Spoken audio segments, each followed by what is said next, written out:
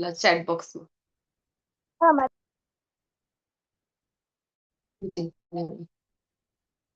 તો શરૂઆત કરીએ આજના સેશનની. શ્રી શ્રી રાધા ગોવિંદના ચરણમાં વંદન કરીએ. ભગવાનના શાશ્વત ભક્તો અર્જુનજી, શિલા પ્રભુપાદજી, પરમ પૂજ્ય જયપ્રકાશ સ્વામીજી મહારાજ, પરમ પૂજ્ય નામાનિષ્ઠા પ્રભુજી અને બધા જ શિક્ષા ગુરુઓને વંદન કરીએ એક નિવેદન સાથે કે લેવલ 3 ના વર્ગની શરૂઆત થઈ છે ઈશોપનિષદના રૂપમાં. અને આ જ્ઞાન જે છે આપણે સારી રીતે સમજી શકાય અને આત્મસાત કરી શકાય. આ નિવેદન સાથે ખૂબ ભાવપૂર્વક પ્રાર્થના કરીએ મંગલાચરણ. ઓમ અજ્ઞાનતિમિરાન્ધસ્ય જ્ઞાનાંજનશલાકયા ચક્ષુરુન્મિલિतं येन तस्मै श्री गुरुवे नमः. श्री चैतन्य मनोभीष्टं स्थापितं येन भूतले स्वयं रूप कदा मह्यं ददाति स्वपदान्तिकं. वन्देऽहं श्रीगुरो श्रीयुतपदकमलं श्रीगुरून् वैष्णवांश्च श्रीरूपं साग्रजातं रघुनाथान्वितं सजीवं साद्वैतं सावधूतं परिजनसहितं श्री कृष्ण चैतन्य देवं श्री राधा कृष्ण पादान् सहगण ललिता श्री विशाखान्वितांश्च. हे कृष्ण करुणा सिंधु दीनबंधो जगतपते गोपेश गोपिका कांत राधा कांत नमोस्तुते. तप्त कांचन गौरांगी श्री राधे वृंदावनेश्वरी वृषभानुसुते देवी प्रणमामि हरिप्रिये. वाञ्छा कल्पतरुर्भ्यश्च कृपा सिन्धुभ्यैव च पतितानां पावनेभ्यो वैष्णवेभ्यो नमो नमः. अनंत कोटि वैष्णव वृंद की आज जय जयकार તમે બધા સાથે મને લગાવો. ચલો બોલો. अनंत कोटि वैष्णव वृंद की जय शिला प्रभुपाद की जय ग्रंथ राज श्रीमद् भागवतम भगवद गीता की जय सदगुरुदेव की जय ईशोपनिषद की जय सभी श्रोताओं की जय जय जय. हरि बोल. तो શરૂઆત કરીએ આજના સેશનની. તો હરે મંત્ર કૃષ્ણ આપણે માતાજી. હા હરે કૃષ્ણ. હા કોહુષ્ટ માતાજી. જી. તો એક તો આપણે વેદો વિશે ભણી ગયા હતા. ઈશોપનિષદ જેનો ભાગ છે ઉપનિષદો વેદો ઉપનિષદો. અને એમાં પણ આપણે જોયું હતું કે ઘણા બધા ઇતિહાસ અરણ્ય બધું આપી રહ્યા છે જ્યારે વેદ વ્યાસ છે. અને ઉપનિષદોમાં પણ 108 છે. એમાંથી પણ 11 મુખ્ય ગણવામાં આવે છે. અને એમાંથી પણ એક છે એ છે ઈશોપનિષદ અને જેને આપણે ભણવા જઈ રહ્યા છે. શરૂઆત કરી ચુક્યા છે આપણે. તો પહેલો મંત્ર પણ ભણી ઇતિહાસ થોડોક આપણે એનો ભણ્યા હતા. કેવી રીતે આની રચના થઈ આપણે જોયું તો મનુ મહારાજ જ્યારે સ્તુતિઓ કરી રહ્યા છે ભગવાન યજ્ઞ નારાયણ સ્વરૂપે જ્યારે ભગવાન પ્રકટ થયા એમની પુત્રીને ત્યાં તો એમની સ્તુતિ જ્યારે કરી રહ્યા છે અસુરો સાથે જ્યારે સંગ્રામ થયું હતું એ સમય તો એ સમયની આ જે બધી સ્તુતિઓ છે એને મંત્ર તરીકે અહીંયા આપણે ઈશોપનિષદમાં ભણી રહ્યા છે. તો કેટલા મંત્ર છે ટોટલ બોલો તો ઈશોપનિષદના 18 માતાજી 18. હા યાદ રાખવું ઈઝી છે કારણ કે ભગવદ્ ગીતાના 18 અધ્યાય ભણી રહ્યા છીએ અને ઈશોપનિષદના પણ 18 મંત્ર છે. તો 18 મંત્ર છે અને એમાં શું કામ મંત્ર તો આપણે જોયું હતું કે મંત્ર અને શ્લોકોમાં ફેર છે. વેદોનો એક ભાગ છે ઉપનિષદ. તો ઉપનિષદોના મંત્ર હોય વેદોના મંત્ર હોય તો કેવું હોય છે કે દ્વિજ હોય દ્વિજ બ્રાહ્મણ દ્વિજ એટલે કે બીજી વાર જેનો જન્મ થઈ ચુક્યો છે. કયા રૂપમાં તો ગુરુ જ્યારે કરવામાં આવે છે એ સ્વરૂપમાં એને દ્વિજ કહેવાય છે. તો એ લોકો જ એનો મંત્ર ઉચ્ચાર વગેરે કરી શકે. હવે અહીંયા એવું નથી બિલકુલ પણ કે કોઈને મહાન ગણવામાં આવી રહ્યું છે કોઈને અધિકાર આપવામાં આવી રહ્યું છે કોઈને નહીં કારણ કે મેઇન જે પર્પસ છે, હેતુ જે છે, આ ઈશોપનિષદ જે છે, આપણે જોયું હતું પહેલા જ ઉપનિષદની જયારે વાત કરી, ઉપનિષદોને સમજવા ઈઝી નથી, કારણ કે સીધી સરળ ભાષામાં આપેલા નથી. ઘુમાવી ફરાવીને આપણે ડે 1 માં જ ચર્ચા કરી હતી, ઉખાણા હોય, પઝલ્સ હોય, એવી રીતે ઘુમાવી ફરાવીને વાત કરેલી છે. અહીંયા ભગવાન વિશે ઘણું બધું કીધેલું છે, ભગવાન વિશે જ કીધેલું છે બધું, આપણે ચર્ચા જે કરી રહ્યા છીએ. પણ અહીંયા ક્લિયર આવું નથી કીધેલું કે ભગવાન એટલે કોણ, ભગવાન એટલે કોની ચર્ચા થઈ રહી છે. તો એ જો સમજવું હોય તો આપણને જવું પડે ભગવદ્ ગીતાની શરણે, અને પછી એ ભગવાન સાથે હજી ભક્તિમાં ઊંડો ઉતરવું હોય, ભગવાનને હજી સમજવું હોય, પ્રેમ ભક્તિ. આપણે જોયું કે ભક્તિનો જે અલ્ટિમેટ સ્ટેજ છે, નવદા ભક્તિ આપણે ભણીએ, શ્રદ્ધા, સાધુ, સંત શરૂ થાય છે. તો અલ્ટિમેટ જે સ્ટેજ છે, જે અવસ્થા છે, જેને પાર કરવી આપણા બધાના જીવનનો ધ્યેય છે, એ છે પ્રેમ ભક્તિ. તો હવે પ્રેમ ભક્તિમાં તમે આગળ વધો. ભગવદ્ ગીતામાં આપણે છેલ્લા 2 દિવસથી એ જ ચર્ચા કરી રહ્યા છે. જ્યારે પ્રેમ ભક્તિમાં આગળ વધવું હોય તો એના વિશે કઈક માહિતી તો હોવી જોઈએ, કઈક જાણીએ તો ખરા. એટલે ભગવદ્ ગીતામાં જઈએ, જાણીએ કૃષ્ણ વિશે. ભગવદ્ ગીતા ખૂબ ક્લિયર કહે છે એ કોણ છે, એ જે ભગવાનની ચર્ચા અહીંયા થઈ રહી છે એ કૃષ્ણ છે, એ ભગવદ્ ગીતા સમજાવે છે. પછી એ ભગવાન સાથે આપણે કેવી રીતે પોતાને જોડી શકાય, આપણે કેવી રીતે આ પ્રેમ ભક્તિમાં ઊંડે ઉતરી શકાય, એ આપણને સમજાવી રહી છે શ્રીમદ ભાગવતમમાં ગયા વિના ક્યારે પણ ભક્તિમાં આપણે ઊંડે ઉતરી શકાય નહીં. અલ્ટિમેટ ગ્રંથ છે શ્રીમદ ભાગવતમ, પણ સ્ટેજ વાઇઝ જવું જોઈએ. એટલે બેઝ જે છે એ છે ભગવદ ગીતા. એટલે શિલા પ્રભુપાદજી પણ આપણને કહે છે કે ક્યારે પણ શરૂઆત કરવી તો ક્યાંથી કરવી, ભગવદ ગીતાથી. તો પછી આપણે જોયું મંગલાચરણ વિશે સમજ્યા હતા કે મંગલાચરણના પણ 3 પ્રકાર હોય છે. આમ તો અનેક છે, 3 મુખ્ય પ્રકાર. એમાં પણ એક હોય છે કે નમસ્કાર કરવા વાળા, એક આશીર્વાદ વાળા હોય છે, અને એક હોય છે કે વસ્તુ નિર્દેશ, કે તમે જે ભણવાના છો એના વિશેની માહિતી. આપણો જે પહેલો આવાહન મંત્ર તરીકે, ઇન્વોકેશન તરીકે આપણે જે ભણ્યા હતા, એ યાદ છે કોઈને? તો બોલી શકો છો. આવાહનનો મંત્ર કોને યાદ છે? વારંવાર ઈશોપનિષદ ભણી રહ્યા છે આપણે. આ મંત્ર ઇમ્પોર્ટન્ટ છે. જ્યારે તમે ભક્તિ શાસ્ત્રીમાં આવો તો તમને તો જરૂર ત્યાં એક્ઝામ આપવી પડશે. આ મંત્ર પૂછવામાં આવે છે. તો ચલો હિન્ટ આપી દઉં. ઓમ પૂર્ણમદ, આ શરૂઆત છે. કોઈને કંઠસ્થ છે?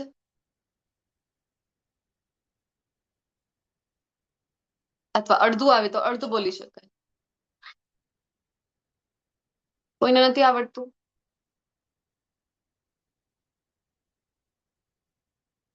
ચલો બોલી દઈએ.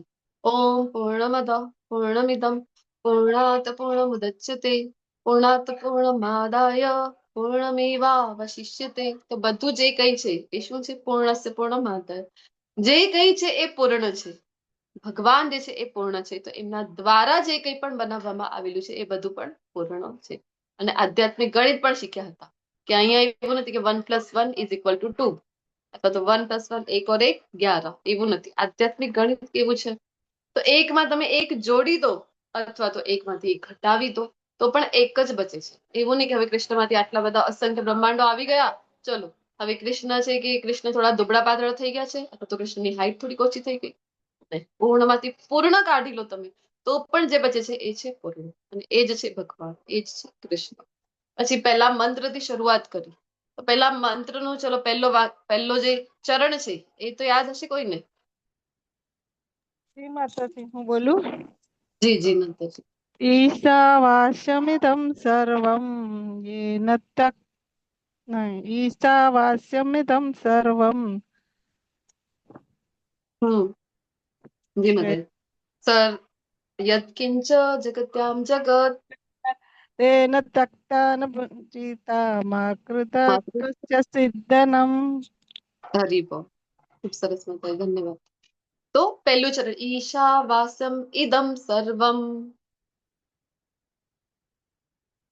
તો જે કંઈ છે ઈશાવાસ્ય એટલે કે જે કંઈ છે એ સ્વામિત્વ કોનું છે બધી વસ્તુઓ પર? ભગવાન કૃષ્ણ. જે કંઈ છે અસ્તિત્વમાં, તો એ બધું જ સ્વામી કોણ છે? કૃષ્ણ. તો પછી આપણી પાસે છે, આપણું કહેવાય ને. તો હા, આપણી પાસે આપેલું છે. તો આપણે આ સિદ્ધાંતને જો સમજીએ, આપણે જોયું હતું તો વિશ્વભરમાં જે યુદ્ધ ચાલી રહ્યા છે અત્યારે, રશિયા યુક્રેનને લઈ લો, ચાઇના વારંવાર આપણા દેશ પર અટેક કરતો હોય છે, બાજુના દેશને હેરાન કરતો હોય છે, પાકિસ્તાનને લઈ લો, બાંગ્લાદેશને હેરાન કરતા હોય છે આ લોકો વારંવાર. આતંકવાદી આપણા દેશમાં પણ હુમલો કરતા હોય છે, જેમ અત્યારે દિલ્હીમાં પણ કર્યું હતું બોમ્બ બ્લાસ્ટ. તો આ નહીં થાય. ક્યારે નહીં થાય? જયારે ઈશાવાસ્યમ ઇદમ સર્વમ, કે આ જયારે સમજી લઈશું. શું સમજી લઈશું? કે અરે અલ્ટિમેટ સ્વામી કૃષ્ણ છે, જે કઈ અસ્તિત્વમાં છે એમના દ્વારા જ આવેલું છે. તો કોઈ પણ યુદ્ધ પછી નહીં થાય. આપણી પાસે છે તો હા, ભગવાને આપણને આપ્યું છે, તો જેટલો આપણા માટે આવશ્યક છે એટલો આપણે યુઝ કરવો જોઈએ. એવું નહીં કે બધું હું જ મેળવી લઉં, બધું હું જ ભેગું કરી લઈશ. આ ટેન્ડન્સી રાખવી રોંગ છે. ઈશાવાસ્યમ જગત સર્વમ, આ શ્લોકના આધારે, આ મંત્રના આધારે. તો પછી આપણે પહેલા ચર્ચા કરી ચુક્યા છે તેમ ઈશોપનિષદ ઉપનિષદનો એક ભાગ છે. સીધી સરળ ભાષા નથી, સમજવું ખૂબ અઘરું છે. પણ શિલા પ્રભુપાદજી જેવા ગુરુની જયારે કૃપા થઈ છે, તો સરળ શબ્દોમાં આપણી પાસે આપેલું છે. સરળતાથી આપણે એને સમજી શકાય એટલા માટે શિલા પ્રભુપાદજી ભાવાર્થમાં પણ ખૂબ સુંદર સુંદર ઉદાહરણો આપીને આપણને ઇઝી ટુ અન્ડરસ્ટેન્ડ બનાવીને આપી રહ્યા છે ઈશોપનિષદને. નાનકડી એવી પુસ્તક છે, 18 મંત્ર છે માત્ર, અને ભાવાર્થ પણ આટલા મોટા મોટા નથી, ઇઝીલી વાંચી શકાય છે. અવશ્ય ઈશોપનિષદ બધાએ વાંચવી જોઈએ હું કહીશ. અને પુસ્તક હોવું જ જોઈએ. આ પુસ્તક આપણા બધા પાસે ઈશોપનિષદની હાર્ડ કોપી, ઈ બુક તો મળી રહેશે તમને. એક માતાજી હાર્ડ ગીતા કોપી. ઉપનિષદ, જી શું કહો છો માતાજી? ગીતા ઉપનિષદ. નહીં નહીં નહીં નહીં નહીં, શ્રી ઈશોપનિષદ આ છે પુસ્તક. શિલા પ્રભુપાદજી દ્વારા જે આપણને આપેલી છે, ઇઝીલી બતાવવામાં આવેલી છે. તો અહીંયા પહેલા મંત્રમાં શીખ્યા ઈશાવાસ્ય સિદ્ધાંતો, સ્વામિત્વ કૃષ્ણ. તો જેટલું આપણા માટે જરૂરી છે એ જ તમે વાપરો, બધું તમારે જ ભેગું કરવું નથી. આ સમજી લઈએ તો જે અત્યારે આપણને ડિફરન્સ જોવા મળી રહ્યું છે. ડિફરન્સ કયું? તો જે પૈસાવાળા છે, જે ધનવાન છે, એ હજી ને હજી ધનવાન થઈ રહ્યા છે. એટલે જે લોકો પાસે કાંઈ નથી, તો આપણે જોઈ રહ્યા છે, તો એ બે વખતનું ખાવાનું પણ એમને ખૂટી રહ્યું છે. શું કામ થઈ રહ્યું છે? કારણ કે આપણે આજે ફોલો નથી કરી રહ્યા ઈશાવાસ્ય સિદ્ધાંતને. તો ખૂબ મહત્વનું છે. તો બીજો મંત્ર આવ્યો ને ત્રીજો મંત્ર આવ્યો ને બીજા મંત્રમાં સમજાવ્યું કે જે કોઈ પણ આ જે ભગવાનનો સિદ્ધાંત છે એને ફોલો કરે છે, તો એની પરિણામ શું થાય છે? તો આપણે જોયું હતું, જો કોઈ આને ફોલો કરે છે તો એ પણ કર્મ બંધનથી છૂટી જાય છે અને ભગવત ધામની એને પ્રાપ્ત થઈ શકે છે. ત્રીજા મંત્રમાં ભણ્યા કે જે નથી ફોલો કરતા એમની સાથે શું થાય છે? એમને તો કર્મ બંધન થાય છે અને અઘરું છે. તો પછી કર્મ બંધનમાં રહેશો તમે તો ફરીથી ને ફરીથી અહીંયા એટલે કે ભૌતિક જગતમાં ફસાયા કરશો. પછી શરૂઆત થઈ હતી ચોથા મંત્ર સાથે, ને આપણે ગયા જે લાસ્ટ આપણું સેશન હતું તેની ચર્ચા કરી હતી. તો હું વિનંતી કરીશ કોઈ આનો અનુવાદ વાંચી શકે છે ચોથા મંત્રનું, રિવિઝન થઈ જાય. હરે કૃષ્ણ. આરતી માતાજી, હેન્ડરેસ જે ના હોય એના આધારે તમે અનમ્યુટ કહેવા માટે કહી શકો છો. જે પણ વાંચવા ઈચ્છે છે હેન્ડરેસ કરી શકે છે અનુવાદ.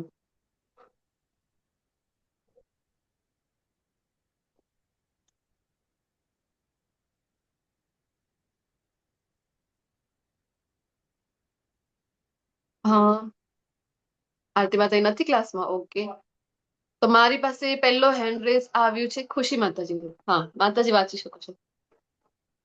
હા માતાજી, સ્ક્રીન શેર. માતાજી સ્ક્રીન શેર કરો. ઓકે, સ્ક્રીન સ્ટોપ થઈ ગઈ. હા, હા. Just a minute.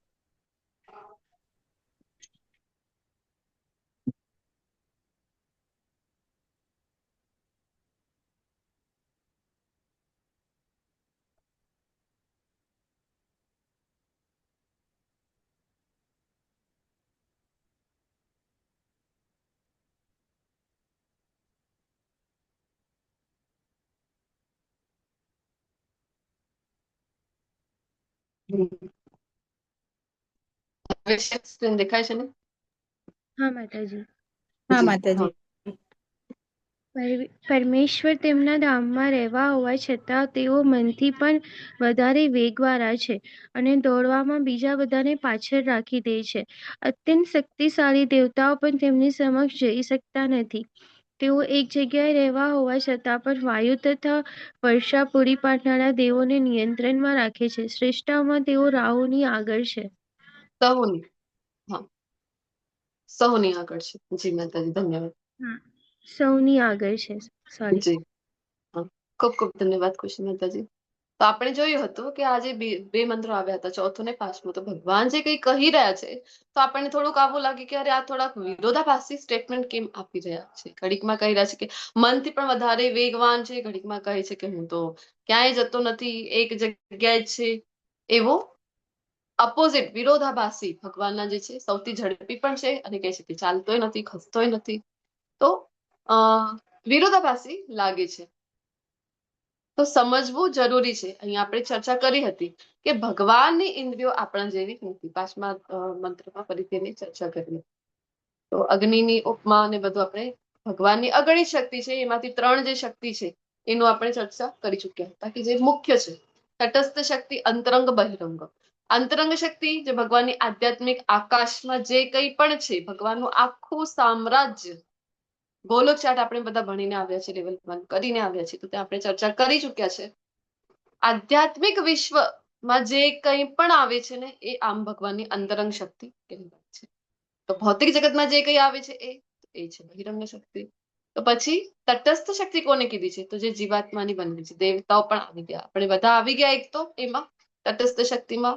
માનવો જ નહીં કેવલ, તો 14 લોકમાં અલગ અલગ જે પણ આપણે પદ્મપુરાણની આધારે સમજતા હોય છે કે 4 લાખ તો મનુષ્યોની જ યોની આવે છે, એમાંથી એક દેવતા પણ છે. દેવતાઓ પણ આવી જાય છે. હા, આપણા કરતા એમની પાસે સત્તા વધુ છે વહીવટ કરવાની, નિયંત્રણ કરવાની, પણ એ પણ તટસ્થ શક્તિની અંતર્ગત જ છે. તો મુખ્ય શક્તિની ચર્ચા આપણે કરી હતી અહીંયા ભગવાનની. આપણે નથી સમજી શકતા. શું કામ આપણને લાગે? કારણ કે આપણે આ કુવાના દેડકાનું એનું પણ એક ઉદાહરણ આપણે સમજ્યા. આપણે બધા ભગવાનથી આવ્યા છે એટલે આપણે ભગવાનને નથી સમજી શકતા પૂર્ણ રૂપથી. પછી આપણે શરૂઆત કરી હતી મંત્ર 5ની, અને મંત્ર 5માં આપણે અડધા મંત્ર સુધી પહોંચી ગયા હતા. તો એને કન્ટિન્યુ કરી. એની પહેલા હું વિનંતી કરીશ કે શ્લોક હું વાંચી જાઉં છું અને પછી જેને અનુવાદ વાંચવું હોય હેન્ડરેસ કરી શકીશ. તદેજતિ તન્નેજતિ તદ્દુરે તદ્વંતિકે તદંતરસ્ય સર્વસ્ય તદુ સર્વાસ્યાસ્ય બાહ્યતઃ. અનુવાદ માટે મધુ ચાવડા માતાજી. હરે કૃષ્ણ. વાંચી શકશો. હરે કૃષ્ણ માતાજી. પરમેશ્વર ચાલે છે અને નથી પણ ચાલતા. તેઓ દૂર છે અને છતાં ખૂબ જ નજીક પણ છે. તેઓ દરેક વસ્તુની અંદર છે, તેમ છતાં બધી વસ્તુઓની બહાર પણ છે. હરે કૃષ્ણ. હરે કૃષ્ણ. ખૂબ ખૂબ ધન્યવાદ માતાજી. આપણે જોયું અહીંયા પણ કહી રહ્યા છે કે ચાલે પણ છે, નથી પણ ચાલતા, દૂર છે અને નજીક પણ છે. તો આપણે આને આવી રીતે સમજ્યા પણ હતા. દૂર છે તો કેવી રીતે? મૂળ રૂપમાં ક્યાં છે ભગવાન? ગોલોક વૃંદાવન ગોલોક ધામમાં. વૃંદાવનમાં. હા, ગોલોક વૃંદાવન ધામમાં. અને આપણા બધાની અંદર પણ ભગવાન છે. કયા રૂપમાં છે? પરમાત્મા સ્વરૂપ. હા, પરમાત્મા શિરોદક્ષાય. ઈશ્વર સર્વભૂતાનામ હૃદ્દેશી અર્જુન તિષ્ઠતિ. કે ઈશ્વર રૂપમાં, પરમાત્મા સ્વરૂપમાં ભગવાન કહે છે કે બધાની હૃદયમાં હું છું. તો આવી રીતે આને સમજી શકાય. બીજું આપણે જે જોઈ રહ્યા હતા, ભગવાન આપણા જેવા છે નહીં. આપણે તો અહીંયા ફોર્સફુલી મોકલવામાં આવે છે, પરંતુ ભગવાન તો સ્વતંત્ર છે. ભગવાન માયાના સ્વામી છે, માયાને આધીન નથી. એટલા માટે આ જે બધા જે આપણને લાગે છે સ્ટેટમેન્ટ ભગવાન આવ્યા વિરોધાભાસી, અહીંયા આ પિક્ચર જોઈને મને એક ઉદાહરણ જ આપેલું છે ને એ યાદ આવી રહ્યું છે. જગન્નાથપુરીનું એક ઉદાહરણ. જગન્નાથપુરીમાં એક ભક્ત થયા અને એટલી ભક્તિ કરતા હતા ભગવાનની, ખૂબ ભક્તિ કરતા હતા. અને જ્યારે જ્યારે સંકટ આવે, જે મેં ભગવાન સાથે એક સંબંધ કોઈ પ્રસ્થાપિત કરી દો. કાં તો સખા, કાં તો પોતાનો બાળક, કાં તો ભગવાનની પિતા, અથવા તો પ્રિયતમ, જે કોઈ પણ રસમાં ભગવાન સાથે આપણે જોડાઈ શકાય, એ રસમાં આપણે ભગવાન સાથે. અને આપણે વારંવાર ચર્ચા કરી તેમ આપણો જે સંપ્રદાયને ફોલો કરી રહ્યા છે એ તો દાસ્ય રસમાં છે. ભગવાન સ્વામી તો છે જ બધાના, કોઈ રીતે એક રસમાં મારી પાસે થોડુંક બેકગ્રાઉન્ડ નોઇઝ છે એની માટે ક્ષમા પ્રાર્થી છું. ઇલેક્શન મહારાષ્ટ્રના જ્યાં સુધી નહીં થાય ત્યાં એવું જ રહેવાનું છે 15 તારીખ. તો ભગવાન સાથે કોઈ ને કોઈ રસમાં આપણે પોતાને જોડી દઈએ. અને જે કંઈ પણ છે ભગવાન એક વ્યક્તિ, આપણે ભગવદ ગીતામાં ભણ્યા નહીં કે રૂપમ, તો ભગવાન એક વ્યક્તિ છે. તો વ્યક્તિ સાથે જેવી રીતે આપણે રહીએ કે બધી જ વાતો તમારી ભગવાન સાથે શેર કરી દો. તો સેમ વે આ પણ ભક્ત જે હતા ભગવાન સાથે એટલા ભક્તિમાં જોડાયેલા હતા, જે કંઈ પણ થાય ભગવાન સાથે બધું ચર્ચા કરતા હતા. એક વખત એવું થયું કે એમના જીવનમાં અત્યંત દુઃખ આવ્યું. દુઃખ કેવું આવ્યું? એમની જે માતાજી છે એમનું અવસાન થઈ ગયું. એમની માતાજી જયારે એમને છોડીને જતા રહ્યા, તો આ જે સમય હોય છે, આ તો જેના ઉપર કહેવાય ને કે જેના ઉપર વીતે છે, એ જ આ દુઃખને કે કોઈ ખૂબ આપણો નજીકનો વ્યક્તિ હોય અને એ જયારે જતું રહે છે, તો આ જે દુઃખ છે અસહનીય છે. આપણે તો કેવું છે કે કોઈની પાસે જવું હોય, કોઈને સાંત્વના આપવાની હોય, કોઈને ઢાઢસ બંધાવવાનું હોય, તો આપણે તો તરત જ જતા રહીએ છીએ ને, અરે કોણ અમર છે, બધાને એક ને એક દિવસ તો જવાનું છે ને, એટલું જ હશે, એટલી જ હાજર હશે, એટલા માટે એટલો જ અન્નનો લખેલો છે એટલા માટે એટલા દિવસો રહ્યા. આવા મોટા મોટા પ્રવચનો આપવા ખૂબ સરળ છે, પણ આ જ વસ્તુ જયારે આપણા ઉપર આપણે કહીએ છીએ ને આપણે શરીર નથી આત્મા, તો એટલા માટે જ ભગવદ્ ગીતાની ફર્સ્ટ જ ટીચિંગ છે કે આપણે શરીર નથી ને આત્મા છીએ. પણ આ ફર્સ્ટ ટીચિંગ ને આપણે કહીએ છીએ કે વારંવાર વાંચી રહ્યા છીએ, સમજી રહ્યા છીએ, ભણી રહ્યા છે, જીવનમાં ઉતાર્યું. જીવનમાં આપણે માનીએ છીએ કે આપણે આત્મા છીએ, આ ક્યારે ખબર પડે છે? તો આવો જ્યારે કોઈ દુઃખદ પ્રસંગ આપણી સાથે થાય અને એ ભક્ત સાથે ભક્તના જીવનમાં એવું થયું અને એ સમયે તમે કેવા રહો છો, એ સમય તમે રહી શકો છો તટસ્થ સ્થિતપ્રજ્ઞ રહી શકો છો, અથવા તો વેર વિખેર થઈ જાઓ છો? આ ખૂબ સમજવું મહત્વનું છે. જો તમે ભગવાનના શરણે છો તો ભગવાનની કૃપાથી ભગવાન શક્તિ આપે છે કે તમે પોતાને આવા સમય પર સંભાળી શકો. આ ભક્ત પણ ભગવાન ખૂબ દુઃખ આવ્યું જયારે એમના જીવનમાં, રોજ એની પહેલાની ઘટના જગન્નાથપુરી તમને બધાને ખ્યાલ છે. તો રોજ સવારે વોક ઉપર જતો હતો અને સમુદ્ર કિનારે વોક કરતો. ભગવાન એની સાથે આવતા હતા, કારણ કે બંનેની પગના છાપ છે એ સમુદ્ર કિનારો પર જોવા મળતા, અહીંયા જોવા મળી રહ્યા છે. અને જે દિવસે આવું થયું કે એની માતા છોડીને જતી રહી, એ દિવસે પણ જયારે સમુદ્ર કિનારે જાય છે, વોક કરે છે, તો એ સમય જયારે જોઈ છે તો દરરોજ તો બે વ્યક્તિના પગના નિશાન એને દેખાય છે, અને આજે દેખાતા નથી. એક જ વ્યક્તિના પોતે ચાલી રહ્યો છે, એક જ વ્યક્તિને દેખાઈ રહ્યા છે. અને એ સમય પછી એને ખૂબ દુઃખ થાય છે, ખૂબ ખોટું લાગે છે, ને ભગવાનને કહે છે કે જોયું ભગવાન, જોયું, દુઃખમાં તો તમે સાથ નહીં આપ્યો ને મને, તો તમે છોડીને જતા રહ્યા. દુઃખમાં તો આવું જ થાય, દુઃખમાં ખબર પડે છે કે કોણ સાથે છે, કોણ સાચું છે. આવી પરિસ્થિતિ મારા ઉપર આવી, મારી માતા મને છોડીને ગઈ, તમે છોડીને જતા રહ્યા. તો એ સમય પછી ભગવાન આવે છે, ભગવાન કહે છે કે શું લાગે છે તને, છોડીને ગયો છું હું? તો કે છે હા, જો તો ખરા, પ્રમાણ છે મારી પાસે, કેવી વાત કરું છું ભગવાન, જો પ્રમાણ છે, રોજ મારા ને તમારા બંનેના પગના નિશાન અહીંયા હતા, આજે જો તો ખરા, એક જ જણના છે, હું ચાલું છું મારા છે, મારા નથી. એનો અર્થ એ થયું ને તમે છોડીને જતા રહ્યા.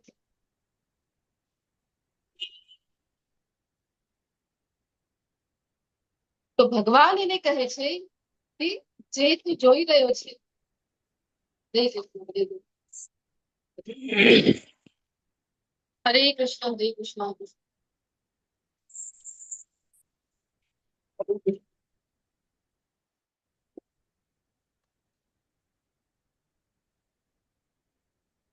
ભગવાન કે છે વાત તો તારી સાચી છે, પગના નિશાન તો એક જ વ્યક્તિના છે, પણ તું જાણે છે કોના છે? તો એ વ્યક્તિ કે છે કોના છે? કે છે મારા છે.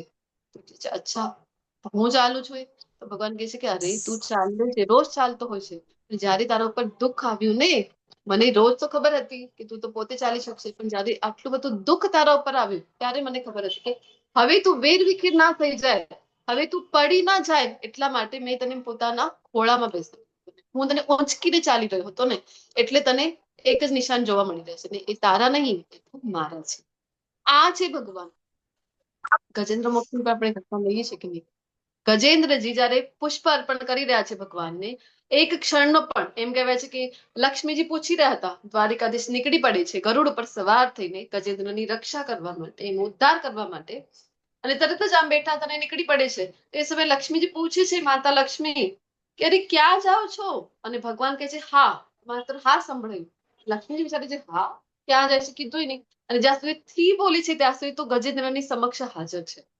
તો આ છે ભગવાનની સ્પીડ. કહે છે ને કે ચાલે છે નથી પણ ચાલતા, દૂર છે નજીક છે. આના પહેલાના મંત્રમાં આવ્યું કે ઝડપથી આવી જાય છે. તો જ્યારે જ્યારે બોલાવીએ ને ત્યારે ત્યારે કૃષ્ણ આવી જાય છે. એવું નથી કે કૃષ્ણ આટલા બધા ભક્તો છે કૃષ્ણના, કૃષ્ણ ક્યાંક બિઝી હશે? નહીં. આપણે ઘણી ઘટનાઓ ભગવાનના પ્રસંગો જોતા હોય છે કે નહીં? મહારાસની જ્યાં વર્ણન આપણને જોવા મળે, મહારાસ હોય અથવા તો નારદજી આવે છે ભગવાનને દ્વારિકામાં જોવા, ભગવાનનું ઐશ્વર્ય એ સમય હોય. આપણે ચર્ચા કરતા હોય છે 10મા અધ્યાયમાં ભગવદ્ ગીતા. આજે પણ ઘણા બધા ભણીને આવ્યા હશો વિભૂતિ યોગમાં, કે નારદજી જોવા જાય છે કે અરે ભગવાન કેવી રીતે બધી રાણીઓને ખુશ રાખી શકે છે, અમારી તો એક પત્ની છે એ ખુશ નથી રાખી શકતા. તો જોઈ છે તો શું, તો કોઈ મહેલમાં જઈ રહ્યા છે નારદજી જોવા, તો ત્યાં ભગવાન હિંડોળા ખાઈ રહ્યા છે, હિંચકે બેસી રહ્યા છે. કોઈ મહેલમાં જાય છે તો ત્યાં શયન કરી રહ્યા છે, કોઈ મહેલમાં ગયા છે તો ભોજન પ્રસાદ લઈ રહ્યા છે, કોઈ મહેલમાં તો બાળકો સાથે રમી રહ્યા છે શાંતા કુકડી, કોઈ મહેલમાં ગયા છે તો રાણી સાથે વિહાર કરી રહ્યા છે ઉપવનમાં. તો કહેવાનો આશય છે કે ભગવાન બધી રાણીઓ સાથે જુદા જુદા છે. એક જ સમયમાં કૃષ્ણ બધા સાથે અલગ અલગ હોઈ શકે છે. અને આ વાત પ્રમાણભૂત છે, શાસ્ત્રોક્ત છે. ને આ વાત સાથે આપણને પણ આ પૂર્ણ વિશ્વાસ થવો જોઈએ કે હું જ્યારે બોલાવીશ ને તો કૃષ્ણ અવશ્ય આવશે. અને મેં કીધું હતું ભગવદ્ ગીતામાં આપણે ભણી રહ્યા છીએ તેમ કે પ્રેમ એ લેવલનું હોવું જોઈએ ને. તો હવે એવું નથી કે તમે બોલાવો ને કૃષ્ણ આવે. નરસિંહ મહેતા ક્યારે બોલાવે છે? એ તો કરતાલ લઈને બેસી જાય છે, એ તો સતત ભજનમાં મગન છે અને ભગવાનને એની ચિંતા થાય છે. તો ભક્તિ તો એવી હોવી જોઈએ, પ્રેમ તો એવો હોવો જોઈએ કે મેરી ચિંતા તું કરે તેરા ચિંતન મેં. તમે તો બસ ચિંતન કરવામાં આટલા મગન છો, તો હવે ભગવાનની ચિંતા થઈ રહી છે, અરે કેવી રીતે થશે, આના દીકરીનું મામેરું કેવી રીતે થશે? ને ભગવાન આવી જાય છે. એકલા આવે છે નહીં, રૂકમણીજીને સાથે લઈ આવે છે, આખો રસાલો સાથે લઈને આવી જાય છે. તો આ છે. આમ જોવા જઈએ તો ભગવદ્ ગીતામાં પણ 9.11 નો અહીંયા રેફરન્સ છે. ત્યાં પણ કહે છે ભગવાન કે દૂર છું અને આટલા દૂર હોવા છતાં મનની ગતિથી આપણા સમક્ષ પ્રકટ થાય છે. તેમ છતાં જ્યારે તેઓ આપણી સમક્ષ પ્રકટ થાય છે, આપણે તેઓને અવગણીએ છીએ. ભગવાન કહેવા છે તો નશ્વર સામાન્ય માણસ તરીકે આપણે એમને માનીએ છીએ. ભગવાન કે છે મૂર્ખ લોકો છે જે સામાન્ય મને માનતા હોય છે કે અહીંયા આવી ગયા, માનવ દેહમાં આવ્યા. આપણે જોયું હતું કે માનવ દેહમાં જ્યારે ભગવાન આવે છે, આપણા ઉપર અનુગ્રહ છે. ભગવાન આપણા ઉપર અનુગ્રહ કરીને માનવ દેહ સ્વીકારી રહ્યા છે. વિચાર કરો. એવું નહીં કે ભગવાનના ધામમાં કોઈ કમી છે, કોઈ ભક્તોની કમી થઈ ગઈ, કોઈ સેવાદાર ઓછા થઈ ગયા, ચલો હવે પૃથ્વી લોકો પર જાઉં, ત્યાં કોઈ મળે મને સેવા કરવા. ત્રિભૂતિ કહેવાય છે ને, ત્રિભાગ વિભૂતિ, એવું ત્રિપાદ વિભૂતિ, સોરી. તો આ જે છે ભૌતિક જગત એક પાદ છે, એટલે કે 1/3 પાર્ટ અહીંયા છે, બાકી 3/4 પાર્ટ ક્યાં છે? તો આધ્યાત્મિક વિશ્વ. ભગવાન પાસે કોઈ કમી નથી. પણ ભગવાન કહે છે ને, ભગવદ્ ગીતાનો શ્લોક આપણે ભણ્યા હતા 8મા અધ્યાયમાં, કે પિતા અહમ, માતા અહમ, પિતામહ. ભગવાન કહે છે હું માતા છું, પિતા છું, પિતામહ પણ છું. તો જ્યારે ભગવાન કહે છે અહમ બીજો પ્રથમ પિતા, તો પિતા હોય એને ચિંતા હોય પોતાના સંતાન. ભગવાનને પણ ચિંતા છે આપણા બધાની, દરેક વ્યક્તિની. એટલા માટે ભગવાન, આપણે અહીંયા હેરાન થઈ રહ્યા છે તો ભગવાનને નથી ગમતું. એટલા માટે ભગવાન આવે છે કે અહીંયા અવતરિત થાય છે. આપણે એમની લીલાઓ જોઈએ, એમની સાથે આપણે પણ પોતાનું ભૂલાઈ દીધેલું જે સંબંધ છે એ પુનઃ આપણે પ્રસ્થાપિત કરીએ અને આપણે ભગવાનના ધામમાં ભગવાન સાથે રહીએ. એટલા માટે ભગવાન વારંવાર અહીંયા અવતરિત થતા હોય છે અને લીલાઓ પોતાની કરતા હોય છે. આ બધી ભગવાનની દિવ્ય લીલાઓ ભગવાનના ધામમાં ચાલતી હોય છે. તો ભગવદ્ ગીતા 4.11 ભગવાન કહે છે યે યથા મામ પ્રપદ્યન્તે. આગળ શું છે? fill in the blanks. ચોથા અધ્યાયનો 11મો શ્લોક.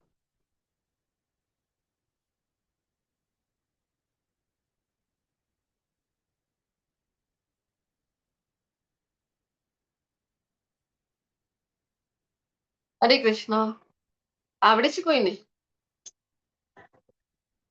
યે યથા મામ પ્રપદ્યન્તે તાંસ્તથૈવ ભજામ્યહમ.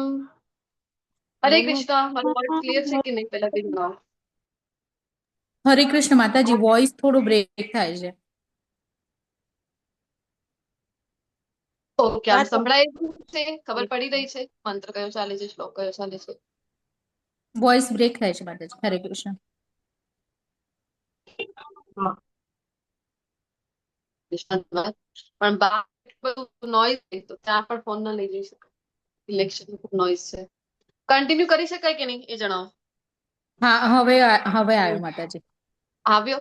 મેં પૂછ્યું 4.11 ભગવદ ગીતા શ્લોક જે છે ये यथा माम प्रपद्यन्ते આને કમ્પ્લીટ કરો. तांस्तथैव भजाम्यहम् मम वर्तमानुवर्तन्ते मनुष्याः पार्थ सर्वशः। હરી બોલ. રાજેશ્વરી માતાજી ખૂબ ખૂબ ધન્યવાદ. ભગવાન કહે છે ये यथा माम प्रपद्यन्ते तांस्तथैव भजाम्यहम्. જેઓ જે મુજબ મારી શરણે આવે છે એ જ પ્રમાણે હું તેમની સાથે વ્યવહાર કરું છું. અને વારંવાર આપણે ચર્ચા કરી છે કે ભગવાન કહે તો છે ये यथा माम प्रपद्यन्ते, પણ ભગવાનનું એવું નથી વાસ્તવમાં. આપણે જેટલું ભગવાનની શરણાગતિ સ્વીકારીએ ભગવાન અનેક ગણું વધારે કરીને આપણને પ્રેમ આપે છે.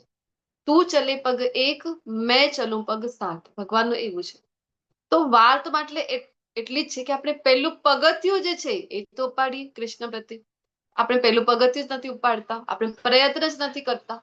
તો કૃષ્ણ કહે છે કે જેવી રીતે મારી શરણાગત આવો એવી જ રીતે હું તમને પ્રેમ કરું છું.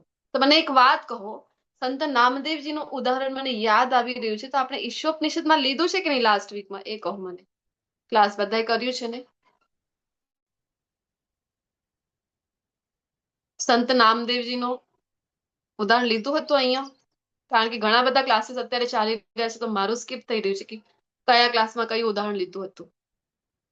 લગભગ નથી લીધું માતાજી. નથી લીધું માતાજી. ઓકે. નથી લીધું. હા, તો આ શ્લોક સાથે મને યાદ આવી રહ્યું છે એટલે હું પૂછતી હતી.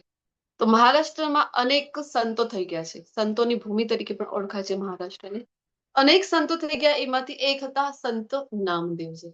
અને અહીંયા ઠાકોરજી જે છે એ જે રૂપમાં છે અહીંયા એમને વિઠ્ઠલનાથ પંઢરીનાથ તરીકે પણ ઓળખવામાં આવે છે. સાંભળ્યું છે તમારામાંથી ઘણા લોકોએ. સાંભળ્યું છે વિઠ્ઠલનાથ ભગવાન? હા માતાજી, હા સાંભળ્યું છે. માતાજી હા સાંભળ્યું. માતાજી, સાંભળ્યું. ઠાકોરજી છે અહીંયા વિઠ્ઠલનાથ રૂપમાં છે. અને નામદેવજી ખૂબ ભજે ઠાકોરજીને, વિઠ્ઠલનાથને ખૂબ ભજે. ને એમની માતા તો હતા જ પરમ ભક્તો. તો રોજ ભગવાન માટે ભોગ બનાવે, ભગવાનને ભોગ અર્પણ કરે. આ નિત્ય નિયમ જ હતું એમની માતાનું પણ. અને રોજ ભગવાનને બોલાવતા હતા કે આવો અમારી ઘરે, આવો અમારી ઘરે આવો. તો નામદેવજી પણ મંદિરે જાય, રોજ ભગવાનના દર્શન કરવા. પંઢરપુરમાં જે મંદિર છે મહારાષ્ટ્રના, તમને બધાને ખ્યાલ હશે, એકમાત્ર વિગ્રહ એવું છે ભગવાનનું કે જ્યાં તમે ચરણને સ્પર્શ કરી શકો છો. અધરવાઇઝ બીજા બધા મંદિરોમાં તમને ખબર છે ને આપણે અડી નથી શકતા શ્રી વિગ્રહને ભગવાનનું. પણ અહીંયા તમે ચરણ સ્પર્શ કરી શકો છો ભગવાનના. તો રોજ જાય મંદિરે, રોજ ભગવાનની પ્રાર્થના કરે, રોજ ભગવાનને કહે કે આવો ને અમારી ઘરે આવો ને, મારી માતા કેટલા ભાવથી તમારા માટે ભોજન બનાવે છે, એકવાર આવીને આરોગો તો ખરા. રોજ પ્રાર્થના કરી. અને એક દિવસ ભગવાનને થાય છે અરે, ભગવાન એની સમય આવે છે. ભગવાન કહે છે અરે ના માં, રોજ તું આટલી પ્રાર્થનાઓ કરે છે, તું જો તો ખરો હું કેવી રીતે આવું. તું જોઈ છે ને મંદિરમાં કેટલી ભીડ હોય છે, કેટલા ભક્તો આવે છે, આ બધાને દર્શન પણ તો આપવું પડે ને મારે. તો નામદેવજીને હસવું આવી જાય છે. નામદેવજી કહે છે અરે વિઠ્ઠલા, તારા માટે શું ઇમ્પોસિબલ છે? તું તો ભગવાન છે ને, તું તો અનેક રૂપ ધારણ કરી શકી છે. તું તો બની જા, એક રૂપમાં અહીંયા રહી જા, તું એક રૂપમાં અમારી ત્યાં આવી જા. તો પછી વિઠ્ઠલનાથ ભગવાન શું કહે છે ખબર છે તમને? એ કહે છે કે નામા, જો તું મને આ ભગવાન માનતો હોઈશ તો પછી હું મારા ઐશ્વર્યનું તારી સમક્ષ પ્રદર્શન કરીશ. કહે છે ને અહીંયા કે યે યથા મામ પ્રપદ્યન્તે. પણ નામદેવ, હું જોઈ રહ્યો છું કે તારી જે ભક્તિ છે ને મારા પ્રત્યે, એ પ્રેમ ભક્તિ છે. અને આ પ્રેમ ભક્તિથી હું ખૂબ પ્રસન્ન છું. અને હું જયારે પ્રેમ ભક્તિમાં આવી જાઉં છું તો પછી હું એક વ્યક્તિ તરીકે જ રહું છું. તો મારો ઐશ્વર્યનું પ્રદર્શન નથી કરતો. એટલા માટે તારી પ્રેમ ભક્તિ છે, એટલા માટે હું પૂછું છું. હવે કઈક સોલ્યુશન હોય તારી પાસે તો બતાવી દે કે અહીંયા કેવી રીતે મેનેજ કરું. મંદિર છોડીને તારી સાથે આવું તો અહીંયા કોણ રહેશે? તો નામદેવજી કહે છે વાત તો સાચી છે વિઠ્ઠલા, તો શું કરી શકાય? તો પછી વિઠ્ઠલનાથ ભગવાન કહે છે કે એક મારી પાસે યોજના છે, જો તું માને તો. નામદેવજી કહે છે કે કઈ યોજના છે ભગવાન?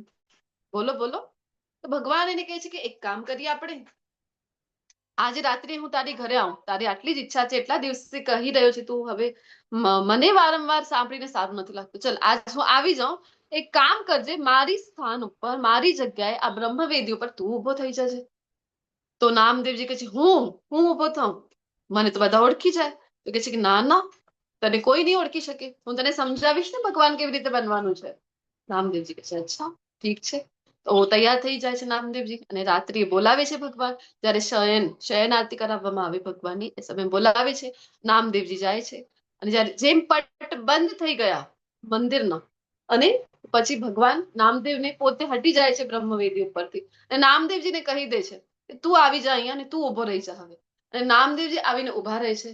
અને પછી ભગવાન એનું સરસ મજાનું શ્રૃંગાર પોતાને જેવું કાજલ લે છે, ને સરસ મજાનું લીપાપોતી કરીને આખો કાળા, વિઠ્ઠલનાથ ભગવાન તમને ખબર છે ને કે કાળા કાળા છે આખા, એવું કાળો રંગ ના પેલા તો બનાવી દે છે.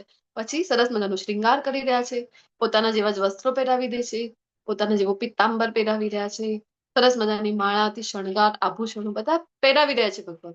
અને પછી સમજાવી પણ રહ્યા છે સાથે સાથે, આટલો સુંદર શ્રૃંગાર કરી દીધું ભગવાને, કે ભગવાન કહે છે કે જો હવે તો તું જ વિઠ્ઠલનાથ લાગી રહ્યો છે. આવો સરસ મજાનો શ્રૃંગાર પોતાના હાથથી કરી રહ્યા છે. અને પછી બધું સમજાવી રહ્યા છે કે કેવી રીતે ભગવાન બનવું, એ સમજાવી રહ્યા છે. નામદેવ જો હવે શયન આરતી થઈ ગઈ ને, બસ તારે હવે અહીંયા ઉભો રહેવાનું છે. અને વિઠ્ઠલનાથ ભગવાન તમને ખ્યાલ છે ને કે આવી રીતે ઉભા છે, અહીંયા કમર ઉપર હાથ છે. તો કહે છે કે તારે અહીંયા ઉભો રહેવાનું છે રાત્રિથી. અને હરે કૃષ્ણ હરે કૃષ્ણ કૃષ્ણ કૃષ્ણ હરે કૃષ્ણ હરે કૃષ્ણ કૃષ્ણ હરે કૃષ્ણ હરે કૃષ્ણ